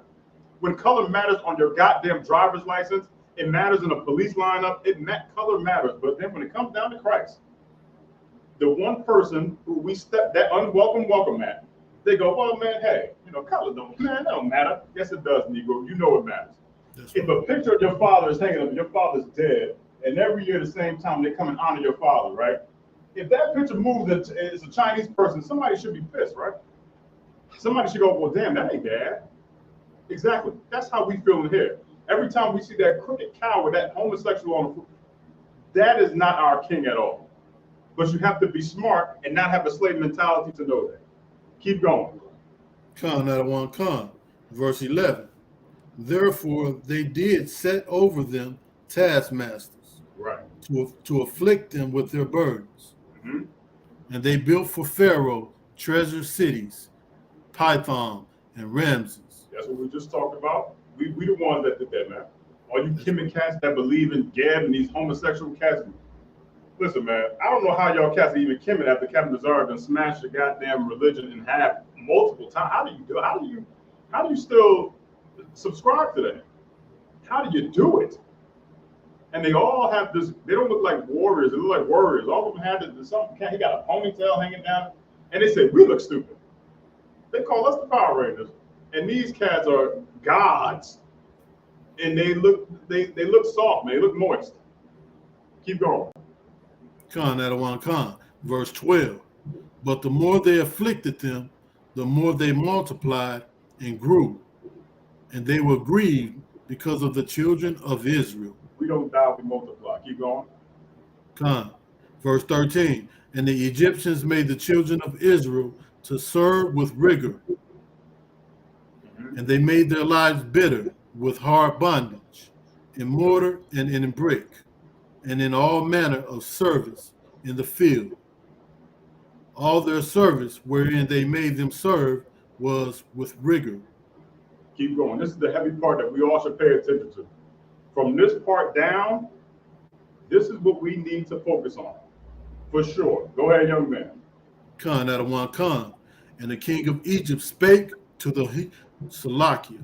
And the king of Egypt spake to the Hebrew midwives, of which the name of one was Shipra, and the name of the other Puah. Verse 16. And he said, when ye do the office of a midwife to the Hebrew women, and see them upon the stools, if it be a son, then ye shall kill him. But if it be a daughter, then she shall live. Stop right there. Stop right there. Black man, Hispanic man, the Native Indian man, let me explain something to you right now. That's your Planned Parenthood right there. There's your abortion right there. Since bondage, our oppressor wants to do something that the oppressor in this kingdom wants to do to us. And that is to destroy the man. Because without the black man, there is no us. You cannot have a nation of people if it does not come from the seed, which is right here. You can't have it. Why is it important to kill the male? It's important to the oppressor and to anybody that's putting us in captivity because of the fact that in order to destroy people, you got to get rid of the strength. Hence binding up the strong man. That's also in the scriptures. You got to get us out the way. They wanted to do that then, and they do it now. And they get our women to do it. My body, my choice. Do this, you can do it, you don't need him. They've been planting that seed into their mind since then. Since then. Make no mistake about it. Juneteenth is not just about, Freedom Day for just emancipation. It is also a constant reminder to our sisters, like, hey, you free. You can do whatever the hell you want to. Black men, can you do what the hell you want to? Hell no, you can't. What can a black man, can you say my body, my choice, my wallet, my choice? You can't say nothing, because even back then they're killing you. They kill you spiritually here. There's no strong representation of a man anywhere. They have eliminated and assassinated the masculine traits of our character, and they use in holidays like Juneteenth to further perpetuate that idea. Freedom. Here's a funny thing. I ain't seen not one African say Happy Juneteenth. Have you seen it? I ain't see it. But you see our people doing it. You see our people doing it, man. There were a few Africans at Juneteenth when we was down there. I bet they were. I bet they were there. I can guarantee you I know why they were there. They were there to make a profit. They were there to sell DVDs and a watch, or whatever they sell inside that coat from back, whatever they used to do back in the day. Like, this is coming to America. Yeah, that's something else that niggas do very well. We portray them in the movie better than they portray themselves. Right.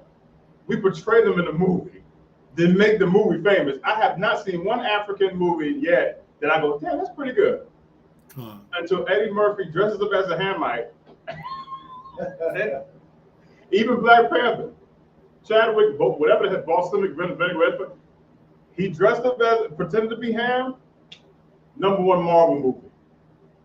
Morgan Freeman plays Nelson Mandela, right? Popular movie, right? Idris Elba plays a nigger in a goddamn jungle fighting a lion. I don't know what the hell it's called. I don't know what it is. Go ahead. Idris Elba, that Hamite is always playing up.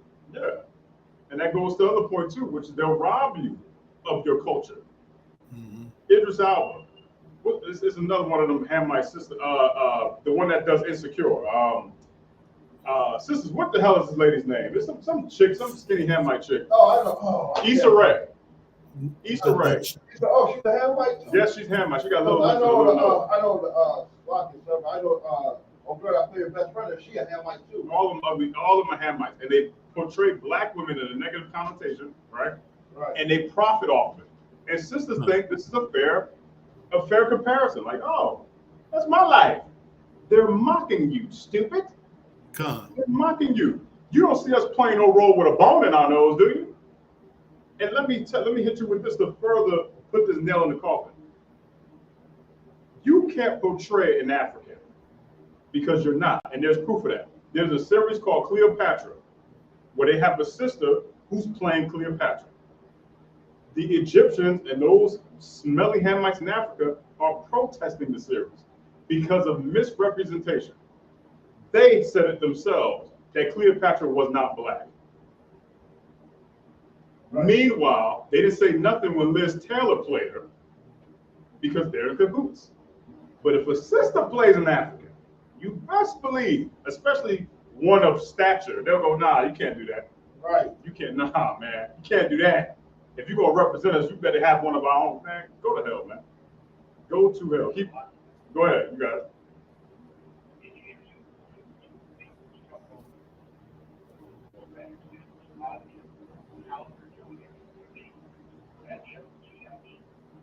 Oh, yeah.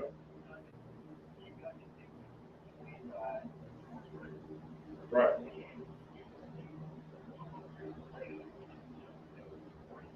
Come on.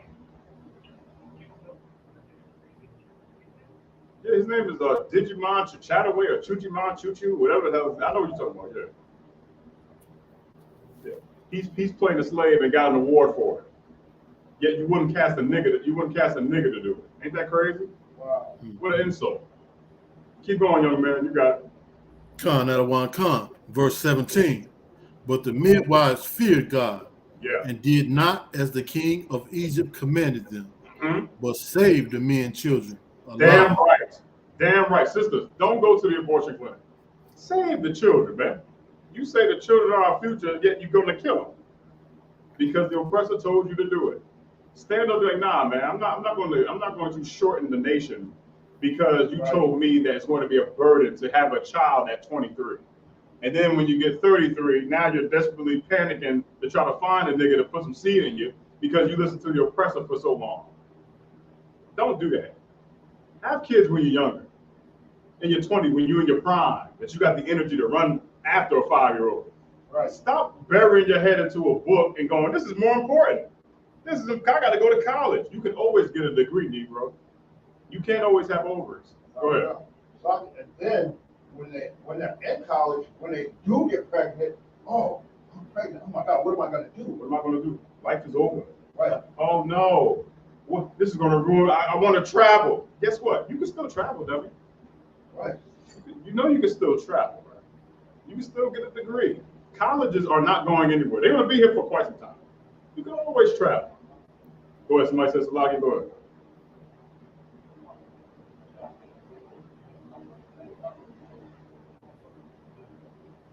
Oh yeah, for sure. They want to get ran on. Stop listening to your person. Keep going, young man. Let's get it. Khan Adawan Khan, verse 18. And the king of Egypt called for the midwives and said unto them, why have ye done this thing, and have saved the men and children alive?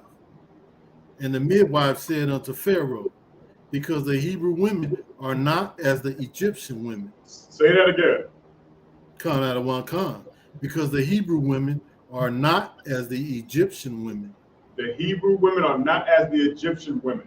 You sisters are not Egyptian, okay? Stop thinking you a queen. Stop thinking that you won with the. Here's another Egypt custom, right? Egyptians studied the stars and they worshiped the stars so much so that they thought they were one with the galaxy. Black women, if you're so goddamn one with the galaxy, how come you can't be quiet like it? There ain't no sound in space. You never got that part down pat. But you want to be the stars and the globe and the goddamn, like, you're the wind. How about being quiet? You know, the nature is peaceful too. You know that, right? It ain't always got to be a whirlwind or a tornado coming down the street. Keep going. Khan. For they are lively and are delivered ere the midwives, Salakia, for they are lively and are delivered ere the midwives come in unto them. Verse 20. Drop me down to 22. For time's sake, because we're going over the time. Give me the 22. Khan, sir. Verse 22. And Pharaoh charged all his people, saying, every son that is born ye shall cast into the river, and every daughter ye shall save alive. That's what they want to do, man. That's your Willie Lynch letter right there. That's your buck breaking and raising your daughter to be independent without a man, and that is also killing and killing the man, the strength of the house, the protection. in order to get rid of him and then come into the house and then spoil you half to death. All right? And to show you that we're not African, just to separate the two, give me Exodus 11:7. Deshaun, you got something? No. Okay, somebody had something online? I heard somebody say something. That's a lock you on a conference call or something? If not, we good to go. Lock yourself. Go ahead, Mawso. And imagine if sisters would stop getting abortions, how much more increased the nation of Israel would be. We would be great. We would have a backup. You know what I mean? Listen, again, stop bringing Egypt stuff over here. Right. Leave Egypt the hell where it is. Leave that shit. Leave it where it is, man.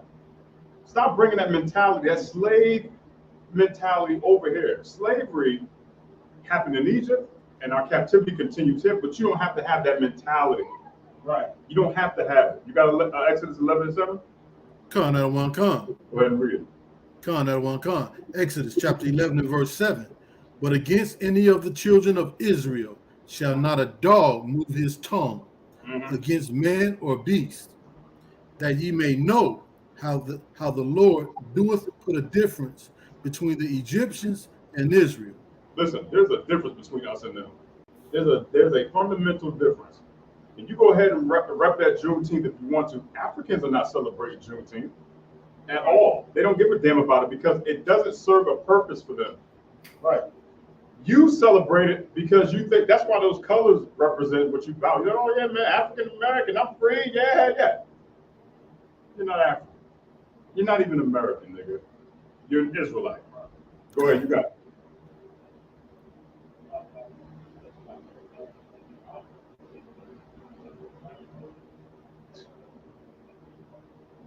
Come on, man. It was just a matter of time before they put that damn rainbow in there. It was just a matter of time. You cats got to stop falling for the okie doke. You can't be a slave to America and then expect to be free in your mind. Right. Whatever you serve here, you are a slave to. You a slave to drugs. You a slave to sin, which I also believe is a precept. Slave to sin. You a slave to everything except for the Lord. You are not a servant of that, but you serve everything that this kingdom gives to you, including Juneteenth.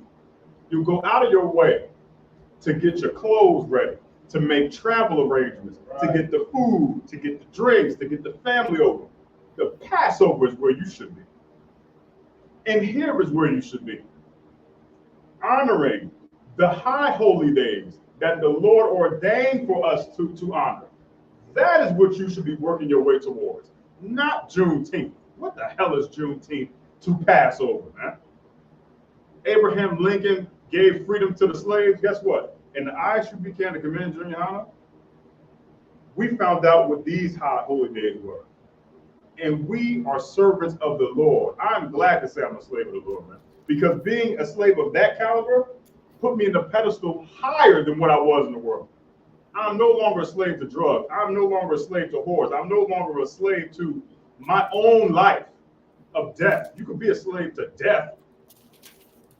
Drug dealer, people that do witchcraft. You a slave to those things because you serve those things, man. You absolutely serve them, man. Again, you can't say that you're an American and claim to be pro-black. That's not how it works.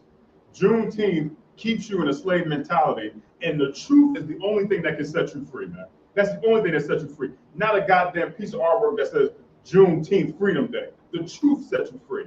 That artwork is a lie, man. Give me 2 Peter 2:19, man. Wow. So Go ahead, Mike. Sorry. You know, I.S.U.P.K, we can't forget about I.S.U.P.K. He helped push that too when he made that movie where he played the African. It's called Dangerous John or something, right? Oh yeah. When he got banned from Africa, he went back as he got older because his brother was became a drug addict or something. And he had to go back to help his brother, his family, or something. Yeah, ain't Ice-Cube now saying he's Israelite? Yeah, he's saying now, oh, you're Israelite. And the thing about it, at the end of it, it was like he was telling his old lady, you know, she is so-called, she a black woman, and he was like, she was like, what about, you know, you got to come back, you know, you're in college, and, you know, what about your midterms and all this and that? He's like, baby, I got too much to do here at my own home. Yeah. You know, I got to get these drugs away from my people and all this. Right. And he was like, I was gonna ask you, you know, you want to move here? And she was like, oh, baby, yeah. I always want to see where you live. Like, come on now, in real life, Right. ain't no black woman gonna be. If it's a nigga, if it was one of us, nigga, please. Right. Yeah. It's a wrap. Right. Hey, Shalom, Lord Christ, officer of the cross. What's going on? Shalom, What? well, he said they want to serve themselves too. So you damn right, sir. They definitely want to serve themselves for sure. Young man, you got 2 Peter 2:19 for me? Con out of one con. All right, we're gonna wrap it up with this. Read that precept, man. Con out of one con. 2 Peter chapter 2 and verse 19. While they promise them liberty, they themselves are servants of corruption. Read that first part again. Con out of one con. While they promise them liberty, they themselves are the servants of corruption. What is liberty? Anybody want to say that? Go ahead. Freedom. Freedom. Damn right. Your leaders, they promised you liberty yesterday. They promised you liberty when they made Juneteenth a federal holiday. They promised you so much liberty and so much goddamn freedom. But they themselves are servants of corruption. Your politicians, your pastors. So in one vein, they say, hey, man, this is you, man. We're going to give you this day for freedom. Meanwhile, they're servants of corruption. They serve it, meaning what? They do it. They live by it. They die by it. Live by the sword, die by the sword. They serve corruption. So how in the blue hell can you take some type of you think it's righteous information from a corrupt bastard? You didn't look at the character? You didn't look at his crimes and his history? That go for your pastors too. Oh yeah, today is about freedom, brothers. And say, oh yeah, we free, please be free. And everybody's singing and dancing. And they serve corruption. Keep going, young man. Con. For of whom a man is overcome, of the same is he brought in bondage. Say that last part again. Con. For of whom a man is overcome, of the same is he brought in bondage. You are in bondage. You celebrated Juneteenth and you thought it was a day of freedom. You were sold a lie, you're living a lie, and you are a slave to corruption, which means you're a slave of the lie. In order to have freedom, in order to be free, you cannot celebrate Juneteenth, Valentine's Day, Christmas, Thanksgiving, Easter, Yom Kippur. You can't celebrate none of that. Because if you do, you are a slave of America because you do what your daddy America tells you to do. You put on the colors that they tell you to put on. You honor your mother on the day that they tell you to. You honor your father on the day. And now you honor him in a day that ain't got nothing to do with freedom at all. You've now chosen to honor that day because you're a slave still of America and you put into a mental bondage, man. You were put in a bondage and you think that you're free. Wake the hell up. This is freedom. This is what liberty looks like. Okay? The truth gave us that freedom. The truth gave us the ability to goddamn suplex that goddamn image of that white Christ down on the floor, man. That's what freedom is. And until you can do that, you're still a slave of the mind, man. Still to this day. Give me that precept from the top, man, then we're going to see what deal out here. Con out of one con. The book of Romans, chapter 6 and verse 16. Right. Know ye not that to whom ye yield yourselves servants to obey, his servants ye are to whom ye obey? Right. Whether of sin unto death or of obedience unto righteousness. Let me tell you something, man. I'd rather be obedient to righteousness, man, than rather be a slave to sin. I ain't doing it. I used to be that way. I used to be a bastard, just like that. Being a slave to it. Yeah, girl, what's up? Where you at, man? You hitting chicks in the... Them days are over with, man. I'm killing myself spiritually, living as a slave. Where I know now that I'm just a free nigga in a captivity, serving the Lord so that way our king can come to put an end to this goddamn world that we live in right now. That's why we do what we do.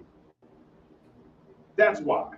The Lord told us to celebrate something. The Lord told us to honor something because we are slaves to the Lord. We are servants of the Lord. We are not servants of these wicked pastors and these politicians and the oppressor to tell us when to do, what to drink, what to eat, none of that. It ain't happening. You know why? Because in here, at the I.S.U.P.K, under commanding General YAHANNA, we are free men. That's why. You got women who listen to their husbands, that don't listen to the world. They listen to their man. And men in here willing to put their ego aside. They go, you know what? I'll listen to a brother that's higher ranking than me, even though he's younger than me in life. Because he's over me. That's what serving the Lord is, man. That ain't serving the world. You put all that stuff outside. The scripture said, cover them with a covering, but not of my spirit. I'm paraphrasing, of course. That's to you people that want to put on that America.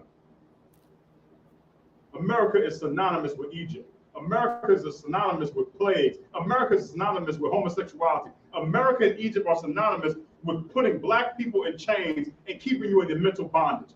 I'd rather free myself of that goddamn covering and put on the covering of the Spirit of the Lord.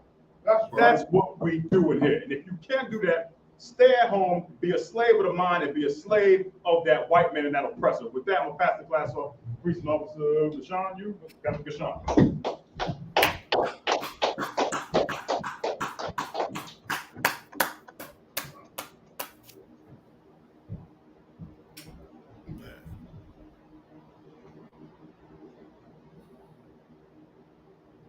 Shalom, Israel. These are I.S.U.P.K security announcements. We are the I.S.U.P.K started out of 1 West 125th Street, Harlem, New York, under commanding General YAHANNA, rule for new brother and sister. When a new brother or sister comes into the school, they are off limits for 6 months. They are to be saluted only. They are here to share themselves with the world. If they need transportation, the teacher will arrange it. After 6 months, if a brother or sister has an interest in a particular person, he or she must get permission from the head to speak to a brother or sister. There is another 6 months in which a brother and sister will court each other. After this 6 months period, the brother and sister will get permission from the head to marry. Tithes, which is a commandment.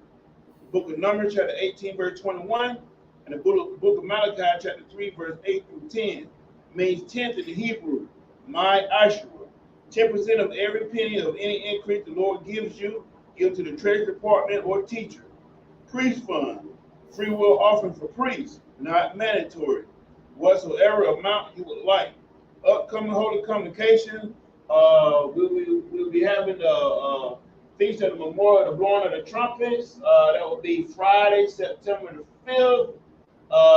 You can also find the book of Leviticus, chapter 23, verse 24 through 25.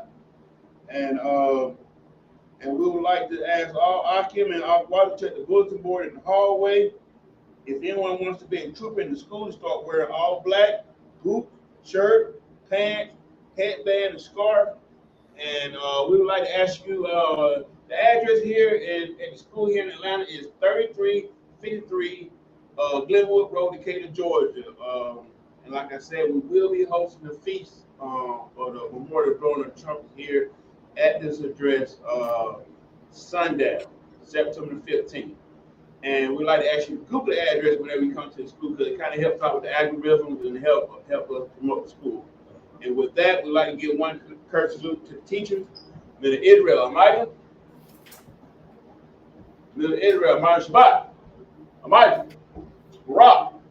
Yahweh Hashem Yahweh. And what I just said, the Hebrew translated to the English. May the Lord, in the name of Christ, bless you. Yahweh. Men, one courtesy salute to the sisters online. We have some sisters online. Men of Israel, Mount Shabbat, Amijah, Rock, Yahweh Shabbat.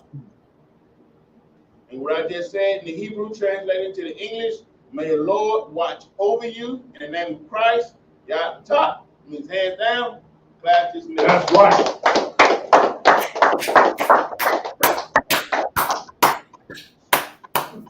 It's a rude GPS.